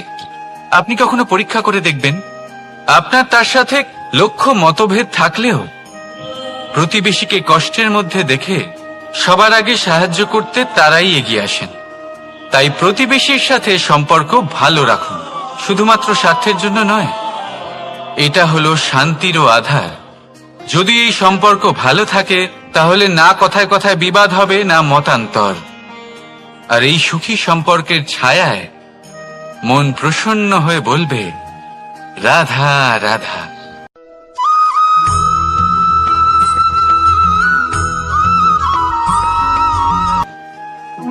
আপনি কখনো কোনো সাধারণ পাখি দেখেছেন, যেমন বাবুই? সে কি করে? সে কোনো গাছের ডালে নিজের বাসা বানায়। এবার সেইখানে বাসা বানানো সহজ ব্যাপার, কারণ সামগ্রী আশেপাশেই পাওয়া যায়। কিন্তু সমস্যা হলো আক্রমণ। কোনো সাপ বা অন্য কোনো পশু ওর বাসাতে ওর সন্তানদের উপর না আক্রমণ করে বসে, এই ভয়ে তার সব সময় থাকে। আর এটা সব থেকে কঠিন ব্যাপার এদের জন্য, নিজের বাসায় নিজের সন্তানদের সুরক্ষা। আর বাজ পাখি, যদি আমরা বাজের কথা বলি তাহলে তারা কি করে? বাজ পাখি কোনো উঁচু পাহাড়ের শিখরে, কোনো পাথরের খাঁজে নিজের বাসা তৈরি করে। এবার ওখানে বাসা বানানো একেবারেই সহজ ব্যাপার নয়, কারণ সামগ্রী আশেপাশে পাওয়া যায় না, দূর থেকে নিয়ে আসতে হয়। কিন্তু সেইখানে আক্রমণের ভয়ও কখনোই থাকে না। এইভাবে উচিত রূপে ও নিজের বাসা রক্ষা করতে পারে, নিজের সন্তানদের রক্ষা করতে পারে। এর সারমর্ম হলো এটাই, যদি সমস্যা বড় হয় তাহলে সমাধানও উচ্চমানের হওয়া উচিত। একটা বাজ পাখির মতো ভাবা আরম্ভ করে দিন। জীবনে যে কোনো সমস্যা ছোট মনে হবে। রাধা রাধা।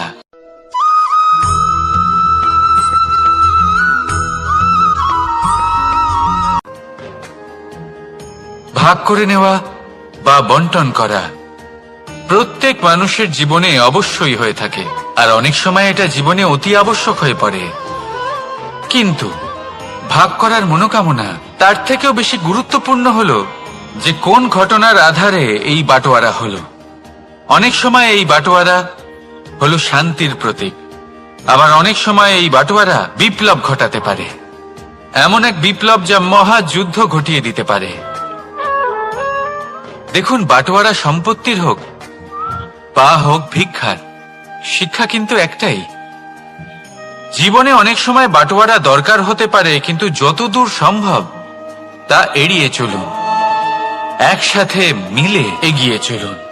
কারণ দেখুন, এই যে বাটোয়ারা ভাগ করে দেয়, আর সেখানেই একতা আপনাকে অগ্রসর করে।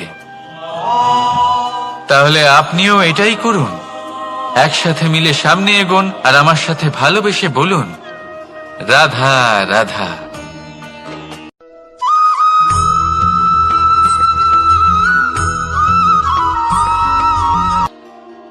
জীবনে এমন কিছু কাজ রয়েছে যা আপনাকে একাই করতে হয়, আর এমন কিছু কাজ রয়েছে যা আপনাকে একসাথে মিলে করতে হয়, একজোট হয়ে, সঙ্গবদ্ধ হয়ে।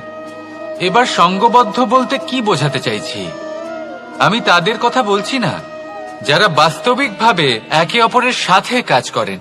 আমি তাদের কথা বলছি যারা একে অপরের থেকে দূরে থেকেও একে অপরকে বিশ্বাস করেন। আমি আগেও বলেছিলাম, সমস্ত বিশ্বের আশা বিশ্বাসেই বসবাস করে, তাই না?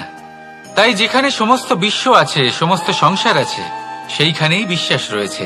তাই আপনার আশেপাশে এমন দল সঙ্গবদ্ধ করুন যাদের আপনার উপর বিশ্বাস আছে আর যাদেরকে আপনি বিশ্বাস করতে পারেন। তাহলে আসুন আর আমার সাথে ভালোবেসে বলুন, রাধা রাধা।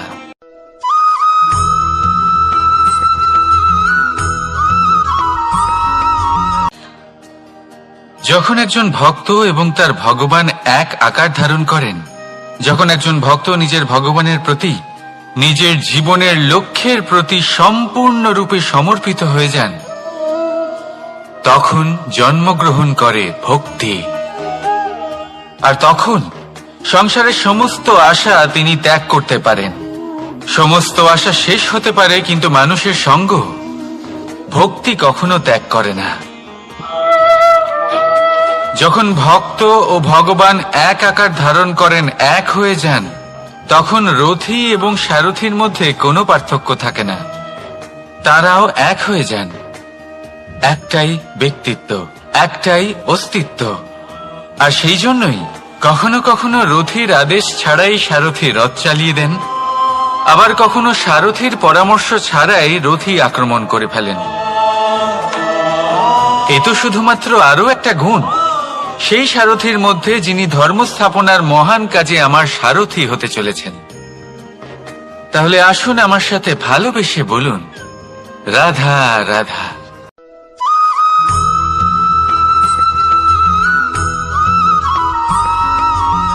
আমরা যে মানুষকে চাই, যাকে আমরা ভালোবাসি, তাকে একটা উপহার অবশ্যই দিতে চাই। এমন এক উপহার যা ওনার ভালো লাগবে, যা শ্রেষ্ঠ হবে, অতি প্রিয় হবে, বহুমূল্য হবে, বা বলতে পারেন মূল্যবান হবে। তাই আমরা কি করি? আমরা বাজারে যাই, তার জন্য স্বর্ণ, আভূষণ, হিরে, মুক্ত এইসব নিয়ে আসি। কিন্তু এটাই কি সর্বশ্রেষ্ঠ উপহার?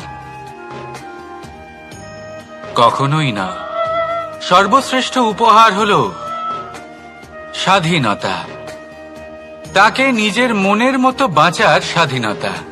যদি আপনি কাউকে স্বাধীনতা না দিতে পারেন, তাহলে সে কোথাও না কোথাও বন্দী হয়ে যায়, তার বিকাশ কোথাও না কোথাও আটকে যায়।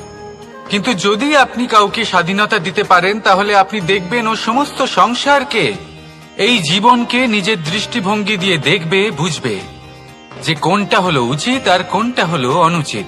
আর এটাই হলো সর্বশ্রেষ্ঠ। আর এবার যদি কাউকে স্বাধীনতার মাধ্যমে এত বড় একটা শক্তি দিতে পারেন, তাহলে আপনি আমাকে বলুন, এর থেকে বড় উপহার আর কি হতে পারে? আসুন আর আমার সাথে ভালোবেসে বলুন, রাধা রাধা।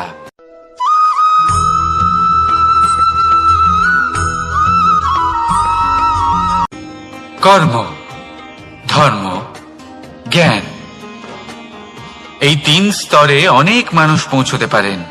অনেকে এই পরীক্ষা দিয়ে তাতে উত্তীর্ণ হয়ে যেতে পারেন, কিন্তু শিখরে পৌঁছে শাসন তিনিই করতে পারেন, যার কাছে এই চতুর্থ গুণটিও থাকে,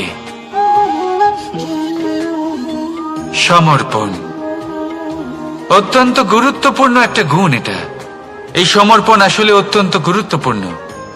পূর্ণ সমর্পণ দরকার নিজের লক্ষ্যের প্রতি, সমর্পণ নিজের কর্তব্যের প্রতি, সমর্পণ নিজের আত্মার থেকে নির্গত স্বরের প্রতি, সমর্পণ নিজের রথীর প্রতি, অর্থাৎ আমার প্রতি। এবার এই পরীক্ষায় অত্যন্ত কঠিন এক বাঁক আসতে চলেছে, যেখানে সারথীকে সমর্পণের নিরিখে পরীক্ষা করা হবে। আর তাতে উত্তীর্ণ হওয়ার পরেই তার হাতে ধর্ম স্থাপনের রথের রাশ তুলে দেওয়া হবে। দেখা যাক কি হয়। ততক্ষণ আপনি প্রসন্ন থাকুন আর আমার সাথে ভালোবেসে বলুন, রাধা রাধা।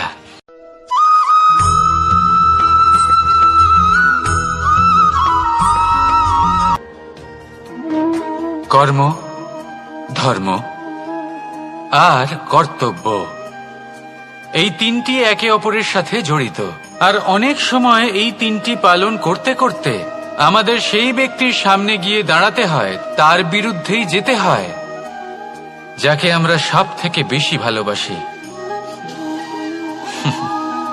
কিন্তু সেইখানে এই যুদ্ধ কোনো ব্যক্তিগত যুদ্ধ থাকে না। এ হলো কর্ম, ধর্ম আর কর্তব্যের যুদ্ধ। এটা সরল নয়, অত্যন্ত কঠিন হয় তার সম্মুখীন হওয়া, যাকে আমরা সব থেকে বেশি সম্মান করি। কিন্তু আমাদের তো আমাদের ধর্মের পথে চলতেই হবে, কারণ আমরা কর্মবদ্ধ, কর্তব্যবদ্ধ, আর এটাই করা উচিত। শুধু এটুকু মনে রাখবেন, যদি আপনার উদ্দেশ্য শুভ হয়, আপনার ভাবনা শুভ হয়, আপনি যদি কর্ম, ধর্ম আর কর্তব্যের পথে অগ্রসর হন, তাহলে এই প্রক্রিয়াতে যদি আপনাকে আপনার আরাধ্যেরও সামনে দাঁড়াতে হয়, তাহলেও আপনার কোনো ক্ষতি হবে না। তাহলে আসুন আর আমার সাথে ভালোবেসে বলুন, রাধা রাধা।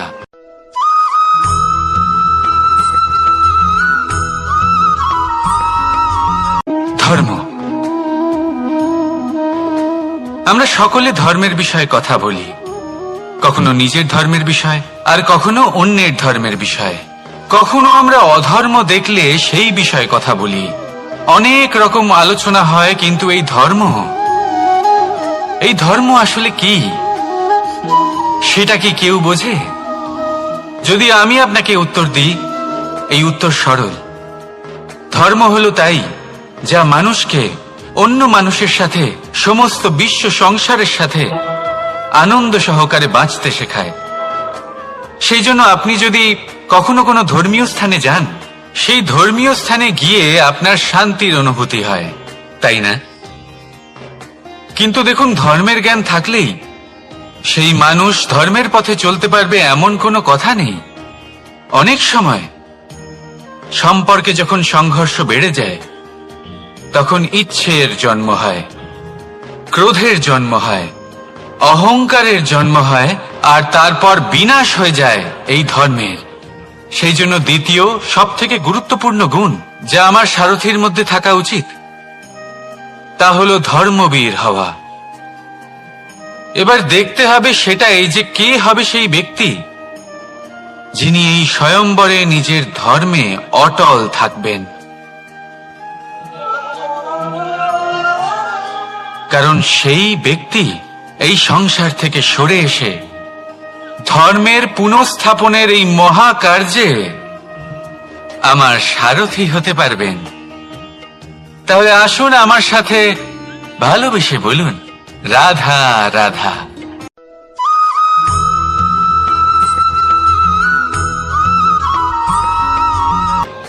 প্রেম এই সংসারে এসেছিল এই সংসারকে প্রেমের শিক্ষা দেওয়ার জন্য, এই জীবনের সুখের অনুভূতি আসলে কি তা শেখানোর জন্য। কিন্তু যদি সত্যি কথা বলি, তো আমি নিজেই প্রতিদিন প্রেমের নতুন নতুন স্বরূপ দেখতে পাই। প্রেমের একটা নতুন অনুভূতি প্রত্যেক নতুন দিনে। আর তার কারণ হলো এই প্রেম অনন্ত, এ হলো দৈব। প্রেম হলো এই সংসারের সব থেকে বড় ঢাল এবং সব থেকে বড় অস্ত্র। এই প্রেম ছাড়া না কোনো ন্যায় হয়, আর না কোনো শাস্ত্র, না জীবন আছে, আর না অন্ত। এবার যদি এই প্রেম মনের মধ্যে বাস করতে শুরু করে, তাহলে কখনো কোনো সমস্যাই হবে না। আর যদি হয়েও থাকে, তাহলে তা স্থায়ী হবে না। এই প্রেম কি না করতে পারে? এই প্রেম সমস্ত সমস্যা মিটিয়ে ফেলতে পারে। আপনার মনের মধ্যে অহংকারকেও বিনাশ করে দিতে পারে। আপনাকে সাক্ষাৎ ঈশ্বরের সাথে দেখা করাতে পারে। তাই প্রেমের দ্বারা প্রয়াস করতে থাকুন। এই সংসারের প্রত্যেক মানুষকে, প্রত্যেক বস্তুকে, প্রত্যেক জীব জন্তুকে ভালোবাসবেন। আর এই প্রেমের দ্বারাই বলুন, রাধা রাধা।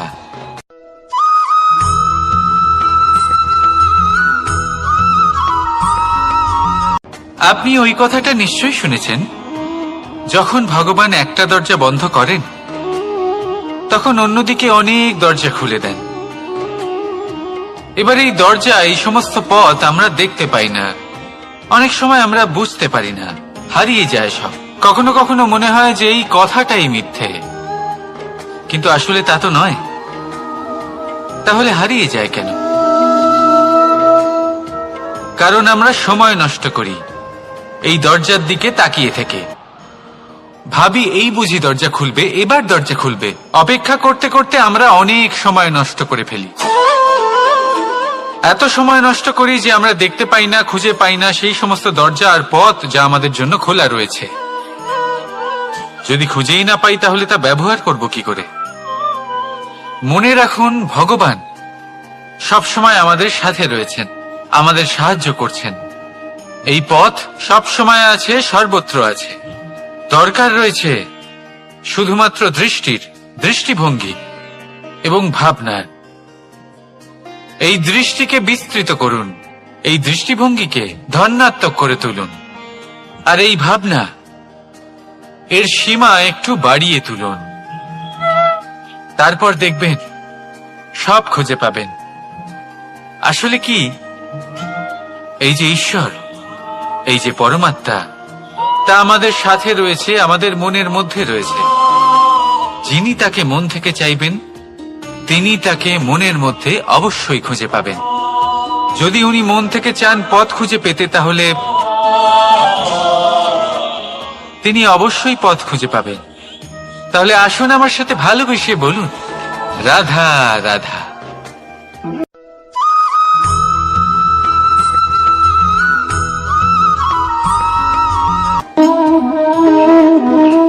প্রশান্তি জড়িত নিদ্রা মানুষের জীবনের একটা অত্যন্ত গুরুত্বপূর্ণ সুখ এবং প্রয়োজনীয়তাও। দেখতে গেলে এই সংসারের প্রত্যেক পশু পাখি, প্রত্যেক জীব অবশ্যই নিদ্রা প্রাপ্ত করেন, কিন্তু মানুষ, যার মধ্যে বিচার বিবেচনা করার শক্তি অন্যদের থেকে অনেক বেশি, তার কিন্তু ঘুমের কিছু সমস্যা অবশ্যই হয়। কি বলেন, তাই তো? এবার এর কারণ কি? চিন্তা। এবার চিন্তা আমাদের সবার জীবনে আছে।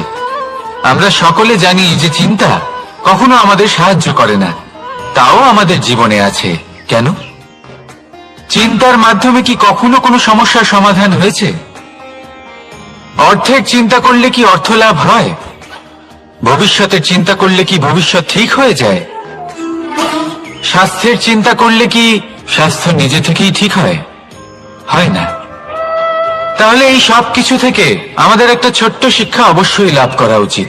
আপনিও আপনার কাঁধ থেকে চিন্তার এই বোঝা নামিয়ে ফেলুন, আর এই সব ইচ্ছে একত্রিত হয়ে আমাদের মনে চিন্তা উৎপন্ন করে। তাই এই চিন্তাগুলিকে ত্যাগ করুন, প্রকৃতির প্রেমের উপর বিশ্বাস রাখুন। মনে রাখবেন, যিনি চিন্তা মুক্ত হবেন তিনি চিতা মুক্ত হবেন।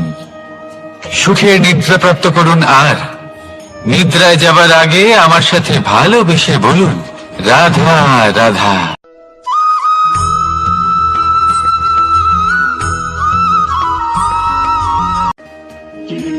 আমরা সবাই জীবনে সফল হতে চাই, তাই না? প্রত্যেকের জীবনে ব্যক্তিগত একটা লক্ষ্য আছে, আর প্রত্যেকের জীবনে তাদের লক্ষ্যে পৌঁছানোর আলাদা আলাদা যাত্রা আছে। এবার এই যাত্রায় অগ্রসর হওয়ার জন্য পথের দরকার।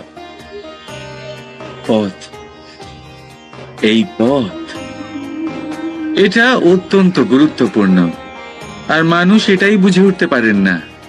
অধিকাংশ মানুষ তাদের গোটা জীবন কাটিয়ে দেন এই পথ খুঁজতে গিয়ে, আর অধিকাংশ মানুষ জীবন কাটিয়ে দেন তাদের এই পথ বদলাতে গিয়ে। কিন্তু এভাবে সাফল্য অর্জন করা যায় না। এবারে আপনারা জিজ্ঞেস করবেন, কি করে সাফল্য লাভ করবেন?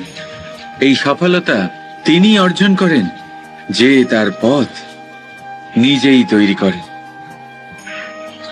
দেখুন, যত শক্তি আর যত সময় আপনি পথ খুঁজতে আর বদলাতে গিয়ে নষ্ট করবেন, তার থেকে কম সময় এবং শক্তির দ্বারা আপনি নিজের পথ নিজেই বানাতে পারবেন, নিজের লক্ষ্যে পৌঁছতে পারবেন। সেই জন্য বারবার আপনার পথ বদলাবেন না, খোঁজাখুঁজি করবেন না। নিজের এই যাত্রায় নিজের পথ নিজেই তৈরি করুন, আর যত তাড়াতাড়ি সম্ভব নিজের লক্ষ্যে পৌঁছে যান। রাধা রাধা।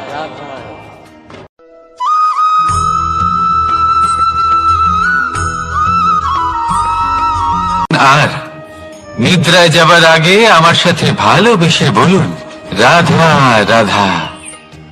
মহাদেব, সেই দেবতা যিনি মহান, যাকে দেবতাদের দেবতা বলা হয়, যিনি হলেন আমার আরাধ্য। কখনো আপনার মনে এই প্রশ্ন এসেছে যে শিবকেই কেন মহাদেব বলা হয়, অন্য কোনো দেবতাকে কেন বলা হয় না? সেই কারণ মহাদেবের মধ্যে, ওনার মধ্যে এমন এক বিশেষ গুণ রয়েছে যা অন্য কারণ নেই।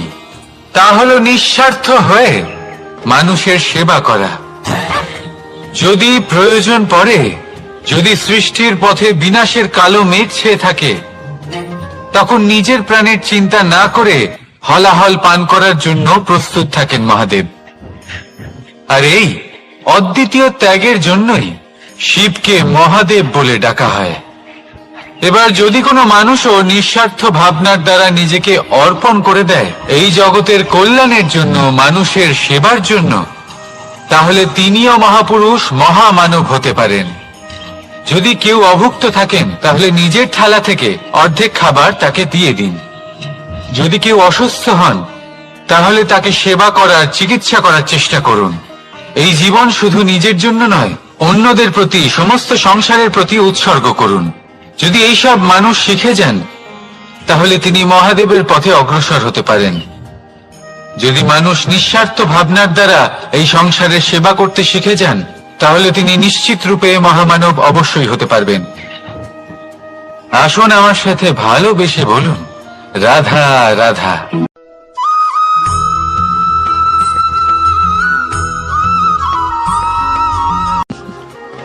সময়, এই সময় না কোনো ব্যক্তি, না জীব, না বস্তু, তাও সময় জীবিত থাকে।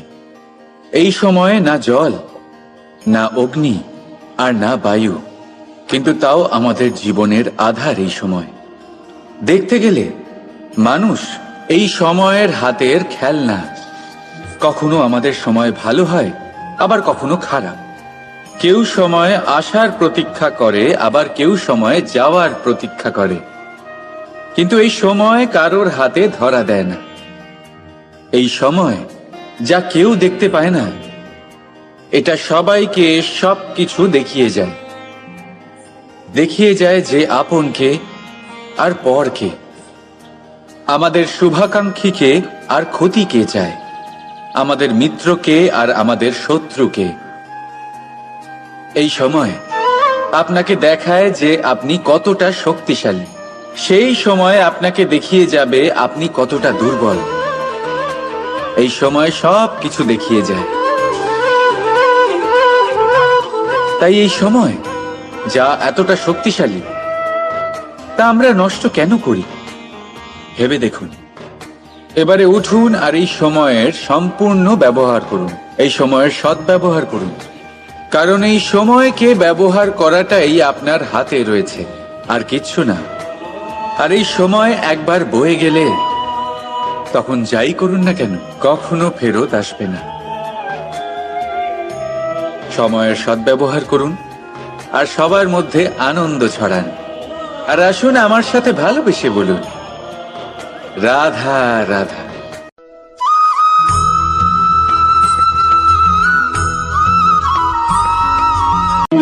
স্বর্ণ, হিরে, মুক্ত, মানিক, এই সব কিছুকে আগে পাথর বলা হতো। তাহলে এমন কি হলো যে এদের রত্ন বলা হয়? আর রত্ন তা বাস্তবে আসলে কি?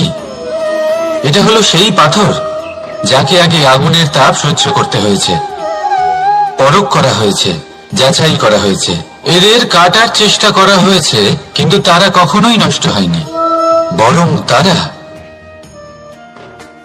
আরো উদ্ভাসিত হয়েছে, আরো উজ্জ্বল হয়েছে, এই সংসারে আরো প্রকাশ ছড়িয়ে দিয়েছে। সেই জন্য এরা হলো এত অমূল্য, সেই জন্য এরা হলো বহুমূল্য, সেই জন্য এদের রত্ন বলা হয়। এবার মানুষের কাছেও এই নির্বাচনের অধিকার রয়েছে যে আমরা শুধু পাথর হয়ে থাকব নাকি রত্ন হয়ে থাকব। কিভাবে? আমাদের জীবনেও অনেক সমস্যা রয়েছে, বাধা আছে, বিপত্তি আছে। আমরা সেই বাধার তাপে উত্তপ্ত হই, এই সমস্যা আমাদের কাটার চেষ্টা করে। অনেক মানুষ বিভিন্ন পরিস্থিতি আমাদের ভাঙার চেষ্টা করে, কিন্তু আমাদের নষ্ট হলে চলবে না। যেভাবে এই রত্ন সমস্যার সম্মুখীন হয়ে পাথর থেকে রত্ন হয়েছে, সেইভাবেই আমাদেরও আমাদের সমস্যার সম্মুখীন হয়ে রত্ন হয়ে উঠতে হবে, এই সংসারে প্রকাশের স্রোত হয়ে উঠতে হবে। তাহলে এটাই করুন আর আমার সাথে ভালোবেসে বলুন, রাধা রাধা।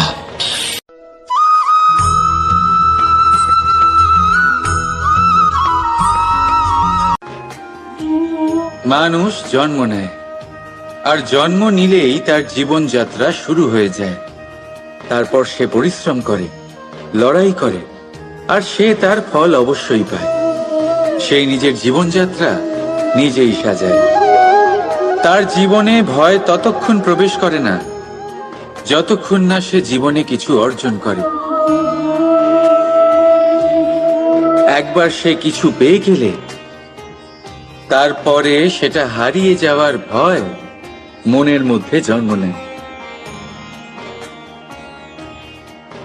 তারপর সে ভাগ্য, জ্যোতিষ, ভবিষ্যৎ এই সব দেখতে ব্যস্ত হয়ে পড়ে।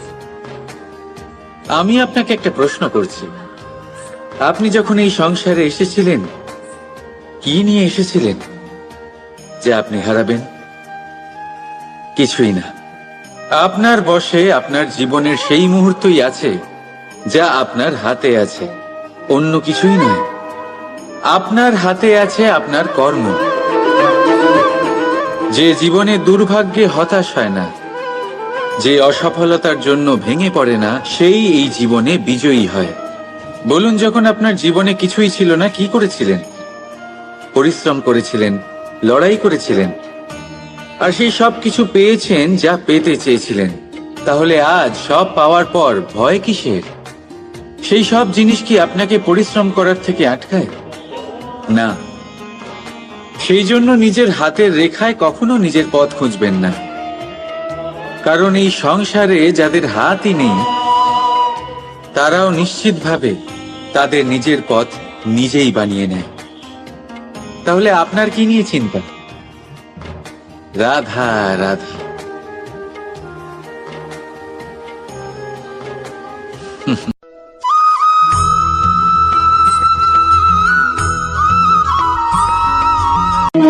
স্বর্ণ, হিরে, মুক্ত, মানিক, এই সব কিছুকে আগে পাথর বলা হতো। তাহলে এমন কি হলো যে এদের রত্ন বলা হয়?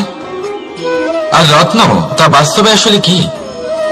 এটা হলো সেই পাথর যাকে আগে আগুনের তাপ সহ্য করতে হয়েছে, পরখ করা হয়েছে, যাচাই করা হয়েছে, এদের কাটার চেষ্টা করা হয়েছে, কিন্তু তারা কখনোই নষ্ট হয়নি, বরং তারা আরো উদ্ভাসিত হয়েছে, আরো উজ্জ্বল হয়েছে, এই সংসারে আরো প্রকাশ ছড়িয়ে দিয়েছে। সেই জন্য এরা হলো এত অমূল্য, সেই জন্য এরা হলো বহুমূল্য, সেই জন্য এদের রত্ন বলা হয়।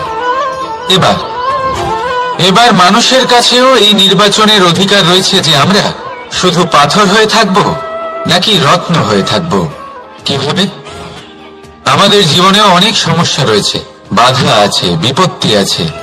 আমরা সেই বাধার তাপে উত্তপ্ত হই, এই সমস্যা আমাদের কাটার চেষ্টা করে।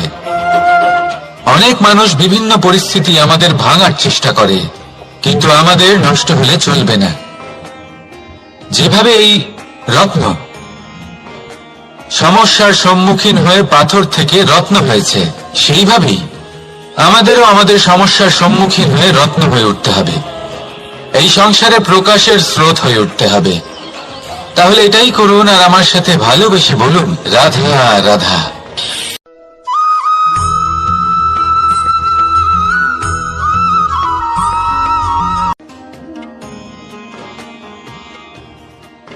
লোকে আমাকে সবসময় জিজ্ঞেস করে যে কানাই, এখন তুমি বড় হয়ে গেছো, এই বাচ্চাদের সাথে থেকে তুমি সবসময় দুষ্টুমি করো কেন? তুমি বড় হয়ে গেছো, বড়দের মতো থাকো। বেশিরভাগ লোকে এটা বুঝতে পারে না, ভাবে উনি তো ভগবান, ভগবানের মতো গম্ভীর নয় কেন? এবারে আমি কি করে বোঝাবো সবাইকে যে আমার ভগবান হওয়ার পিছনে যে সবচেয়ে বড় রহস্য তা হলো এই বাচ্চারাই। আমার শক্তি কোথা থেকে আসে? সমস্ত সমস্যার সমাধান করার শক্তি এই বাচ্চাদের থেকেই তো আসে। জীবনে বাঁচার শক্তি, সংসারকে প্রেম শেখাবার শক্তি এই বাচ্চাদের থেকেই আসে। কারণ বাচ্চাদের থেকে বড় কোনো ভগবান হয় না। এবারে দেখুন না, পুরাণ আর বেদের কোনো জ্ঞান নেই ওদের, কিন্তু খুব ভালোভাবেই জানে যে একজন উদাস ব্যক্তির মন কি করে ভোলানো যায়, কি করে তাকে আনন্দ দেওয়া যায়। আর এই এক বিশাল ব্যাপার। কোনো ন্যায় কোনো নীতির জ্ঞান নেই ওদের, কোনো ভেদাভেদ করতে জানে না।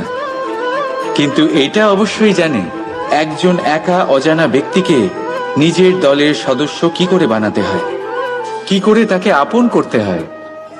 আর এক বড় ব্যাপার, এই বাচ্চাদের থেকে অনেক কিছু শেখার আছে। তাই আপনারাও নিজেদের জীবনে গম্ভীর হওয়ার চেষ্টা কখনোই করবেন না। আর যদি করেন তাহলে এই সংসার খুবই নিরস লাগবে আপনার। আপনিও বাচ্চাদের মতো নিষ্পাপ থাকুন আর নিজেকে আনন্দে রাখুন। লাভ আর ক্ষতির ঊর্ধ্বে গিয়ে সম্পর্ককে দেখুন। জ্ঞান অর্জন করার পরিবর্তে ভালোবেসে সম্পর্ক পালন করুন। আপনি নিজেই বুঝে যাবেন যে এই সংসার কতটা সুন্দর। রাধা রাধা।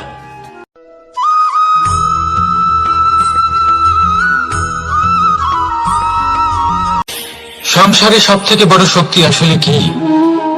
কেউ বলবেন শারীরিক শক্তি, কেউ বলবেন অস্ত্রের শক্তি, কেউ বলবেন জ্ঞানের শক্তি। ঠিক আছে, কিন্তু যদি আমি বলি সংসারের সব থেকে বড় শক্তি হলো শক্তি কোনো এক তথ্যের, আগে হ্যাঁ, তথ্য। এই তথ্য নিজেই কিন্তু খুব শক্তিশালী, অত্যন্ত শক্তিশালী অস্ত্র হলো এই তথ্য। আর সত্যি বলতে অনুচিত তথ্যের থেকে অনেক বেশি ঘাতক হলো অসম্পূর্ণ তথ্য। যেরকম আজ শাম্ব রুক্মির সাথে করেছে, ওকে অসম্পূর্ণ তথ্য দিয়েছে, তার ফলে বিনাশ হলো। যদি এইভাবেই আপনার কাছেও কোনো অসম্পূর্ণ তথ্য আসে, আর যদি আপনি তা পরখ না করে দেখেন, যাচাই না করে দেখেন, আর নিজের কর্ম করেন, তাহলে উত্থানের বদলে আপনি পতনের সম্মুখীন হবেন। বিকাশের বদলে আপনার বিনাশ হয়ে যাবে। মনে রাখবেন একটা অত্যন্ত গুরুত্বপূর্ণ কথা, সঠিক তথ্য পাওয়া সঠিক তথ্য দেওয়ার থেকে অনেক বেশি গুরুত্বপূর্ণ। আশা করি এই কথা আপনি বুঝেছেন। জীবনে যখনই কোনো তথ্য আপনি পাবেন, সেই বিষয়ে ভেবে দেখুন, পরখ করে দেখুন, যাচাই করুন, তারপর নিজের কর্ম করুন। আর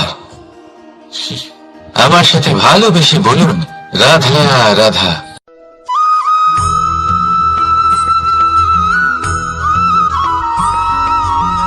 সময় বড়ই অদ্ভুত, এই সময়, তাই না? দেখতে গেলে এটা একটা অনুভূতি, একটা সংখ্যা, একটা বিষয়। এবারে দেখুন না, সূর্যোদয় সকলের একসাথেই হয়, তাই তো? কারোর আগে কারোর পরে এমন তো হয় না, সবার একসাথেই হয়। আবার সূর্যাস্ত সকলের একসাথেই হয়। এবারে ভাবুন, এই সময় প্রত্যেকের জন্য আলাদা আলাদা। কারোর জন্য এই সময় ভালো, আবার কারোর জন্য এই সময়ই খারাপ। এক্ষুনি এই মুহূর্তে কারোর মুখে সফলতার আলো রয়েছে, আবার কারোর মুখে অসফলতার নিরাশা। এটা কেন? কেন এই সময় কারোর জন্য শ্রেষ্ঠ, আবার কেন তা কাউকে নিরাশ করে? এটার উত্তর হলো আপনার চিন্তা, আপনার কর্ম। যেমন আপনার চিন্তাধারা, তেমন আপনার কর্ম, আর তেমনই হবে আপনার এই সময়। আপনি জীবনে সুখ তখনই পাবেন যখন আপনি কারোর মুখে আশার আলো এনে দেবেন। আপনি আনন্দ তখনই পাবেন যখন আপনি কাউকে খুশি করবেন। হ্যাঁ, এটা ঠিক যে কাউকে খুশি করা সবসময় আপনার হাতে নেই, কিন্তু আপনার হাতে এটা অবশ্যই আছে যে আপনি কাউকে দুঃখ না দেন, কাউকে নিরাশ না করেন। আর কোনো ব্যক্তিকে দুঃখ না দেওয়ার এই চেষ্টাও আপনার কর্মই বটে। আর এই শুভ কর্মের ফল আপনাকে প্রকৃতি অবশ্যই দেবে। তাই মনে রাখবেন, ভালো সময় তারই আসে যে কখনো কারোর খারাপ চায় না। রাধা রাধা।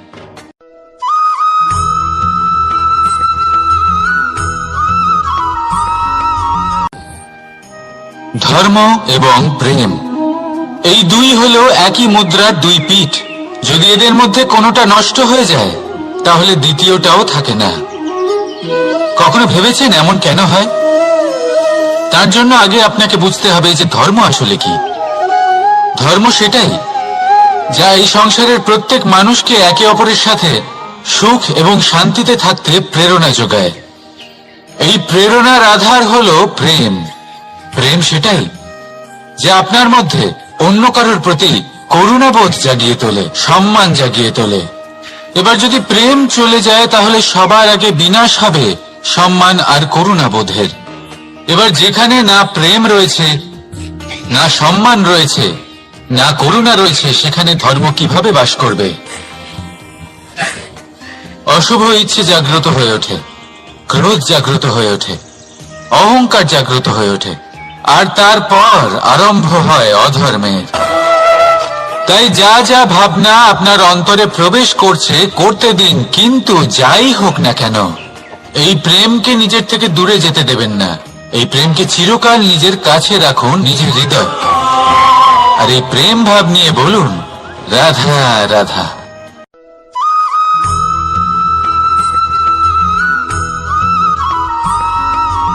লোকে বলে মানুষ নিজের ভবিষ্যৎ জন্ম থেকেই লিখিয়ে আনে, অর্থাৎ এখানে এই কপালে। ভাগ্য দেবতা আমাদের সমস্ত উত্থান, সমস্ত পতনের হিসেব সবটা লিখে দেন। কিন্তু কপালে কেন, পায়ে নয় কেন? যদি পায়ে লেখা হয় তাহলে আমরা পড়তে পারবো, যদি কপালে লেখা হয় আমরা ছাড়া বাকি সবাই পড়তে পারবে।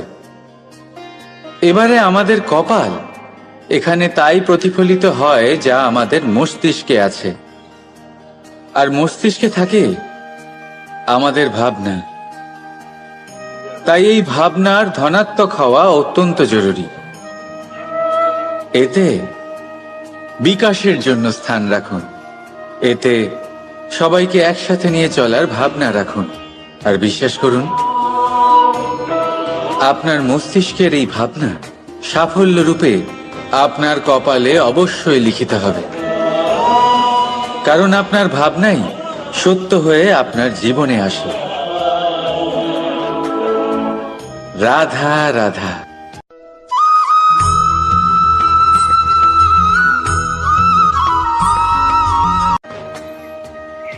মানুষের জীবনে উন্নতি লাভ করার জন্য তিনটি স্তম্ভের প্রয়োজন হয়।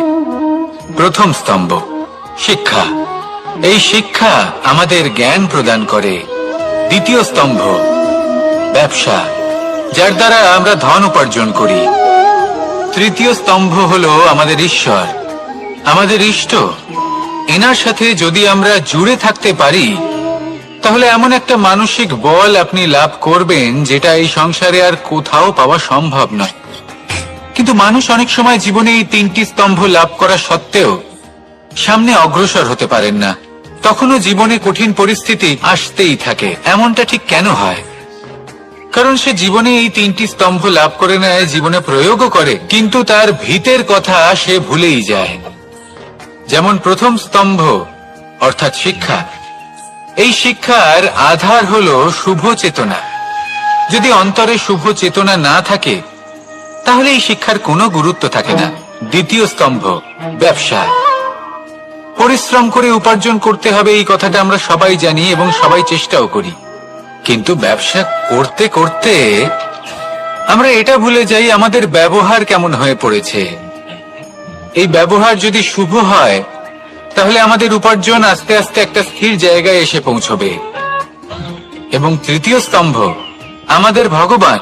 যদি ওনার স্মরণে আপনি যেতে চান তাহলে তার পূর্বে নিজের মা বাবাকে সেবা করুন, তাদের যত্ন করুন, তাদেরকে ভালোবাসুন, কারণ ওনারাই হলেন এই সংসারে আপনার সবথেকে বড় ইষ্ট। তাহলে তিন স্তম্ভের সাথে সাথে তাদের আধারকেও নিজের জীবনে প্রাধান্য দিন। কোনো সমস্যা আসবে না, জীবনে একের পর এক উন্নতি করবেন এবং এই মন প্রসন্ন হয়ে বলবে রাধা রাধা।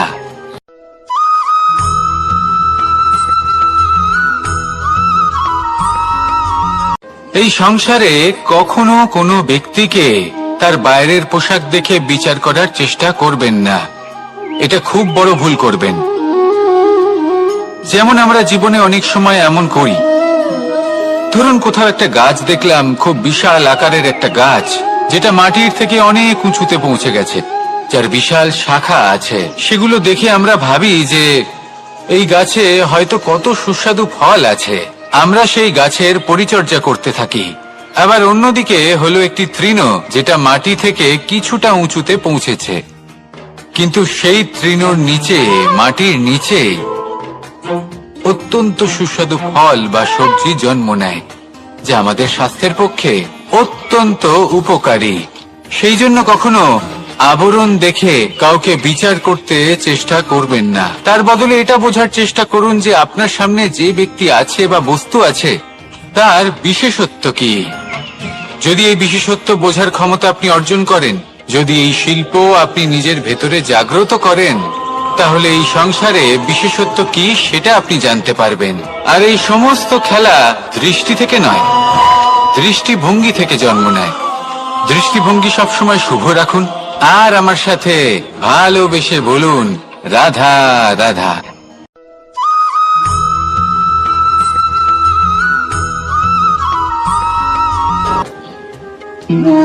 সুখ, দুঃখ এবং শক্তি, এই তিন হলো এই সংসারের ত্রিদেবের মতো। আমাদের জীবনে যা কিছু ঘটছে এই তিনটির ভিত্তির উপরেই হচ্ছে। আসলে এই সংসারের একটা নিয়ম আছে, যখনই আপনি কিছু লাভ করেন এই সংসার আপনার পরীক্ষা নেয়। এটা জানার জন্য আপনার পরীক্ষা নেয় যে আপনি যা কিছুই লাভ করেছেন আপনি কি আদৌ সেটার যোগ্য কিনা। ঠিক সেইভাবেই এই সুখ, দুঃখ এবং শক্তি আপনার পরীক্ষা নিয়ে থাকে। যখন সুখ আসে তখন সে আপনার পরীক্ষা নেয় যে আপনার মধ্যে অহংবোধ জাগ্রত হয়নি তো। যদি অহংবোধ চলে আসে তাহলে সুখ সেখানেই সঙ্গ ত্যাগ করে। দুঃখ আপনার ধৈর্যের পরীক্ষা নিতে থাকে, আর যদি আপনার মধ্যে ধৈর্য না থাকে তাহলে এটা আপনাকে আরো বেশি দুঃখের গভীর অন্ধকারে ঠেলে দেবে। সেখানে শক্তি পরীক্ষা নেয় আপনার বিনম্রতার। যদি আপনি বিনম্র না হন তাহলে হয় এই শক্তি আপনার সঙ্গ ত্যাগ করবে, নয় এই শক্তি বিনম্রতার অভাবে আপনার পতনের কারণ হতে পারে। এই সংসারে যে কোনো ব্যক্তি যিনি এই পরীক্ষায় উত্তীর্ণ হয়ে থাকেন এই জীবনে তিনি সাফল্য লাভ করেন।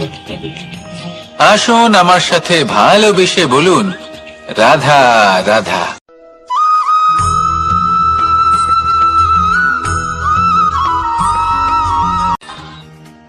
ভগবান আর ভুল, এই দুই একই অক্ষর দিয়ে শুরু হয়। শুধু তাই নয়, এদের দুজনের রাশিও সমান। এবারে আপনারা বলবেন যে ভগবান, ভুল, এদের মধ্যে কিভাবে মিল থাকতে পারে? অনেক বড় মিল আছে। না শুধু এ এক অক্ষর দিয়ে শুরু হয়, বরং এদের বিজয় মন্ত্রটাও এক। ভগবানকে মানুন, তাকে বিশ্বাস করুন, তাকে স্বীকার করুন। এটা করলে মনের দৃষ্টি থেকে ভগবানকে দেখা যায়, আর উনি আপনাকে সমৃদ্ধ করে তোলেন। ভুলের সাথেও এটাই ঘটে। নিজের ভুল স্বয়ং মেনে নিলে, স্বীকার করে নিলে সব কিছুই স্পষ্টভাবে দেখতে পাবেন। যেদিন থেকে আপনি নিজের ভুল মেনে নিতে শিখবেন, সেদিন থেকে সেই ভুল শোধরানোর প্রক্রিয়াও শুরু হয়ে যাবে। আপনি বুঝে যাবেন নিজের ভুল কিভাবে শোধরাতে হয়। তাই মনে রাখবেন, নিজেকে শ্রেষ্ঠ করে তোলার জন্য নিজের ভুল স্বীকার করা অত্যন্ত প্রয়োজনীয়। এই জীবনে শান্তি আনার জন্য ঈশ্বরকে মেনে নেওয়াও অত্যন্ত প্রয়োজনীয়। সবসময় নিজের গুণ এবং নিজের দোষ মনে রাখবেন। আজীবন সুখী থাকবেন। রাধা রাধা।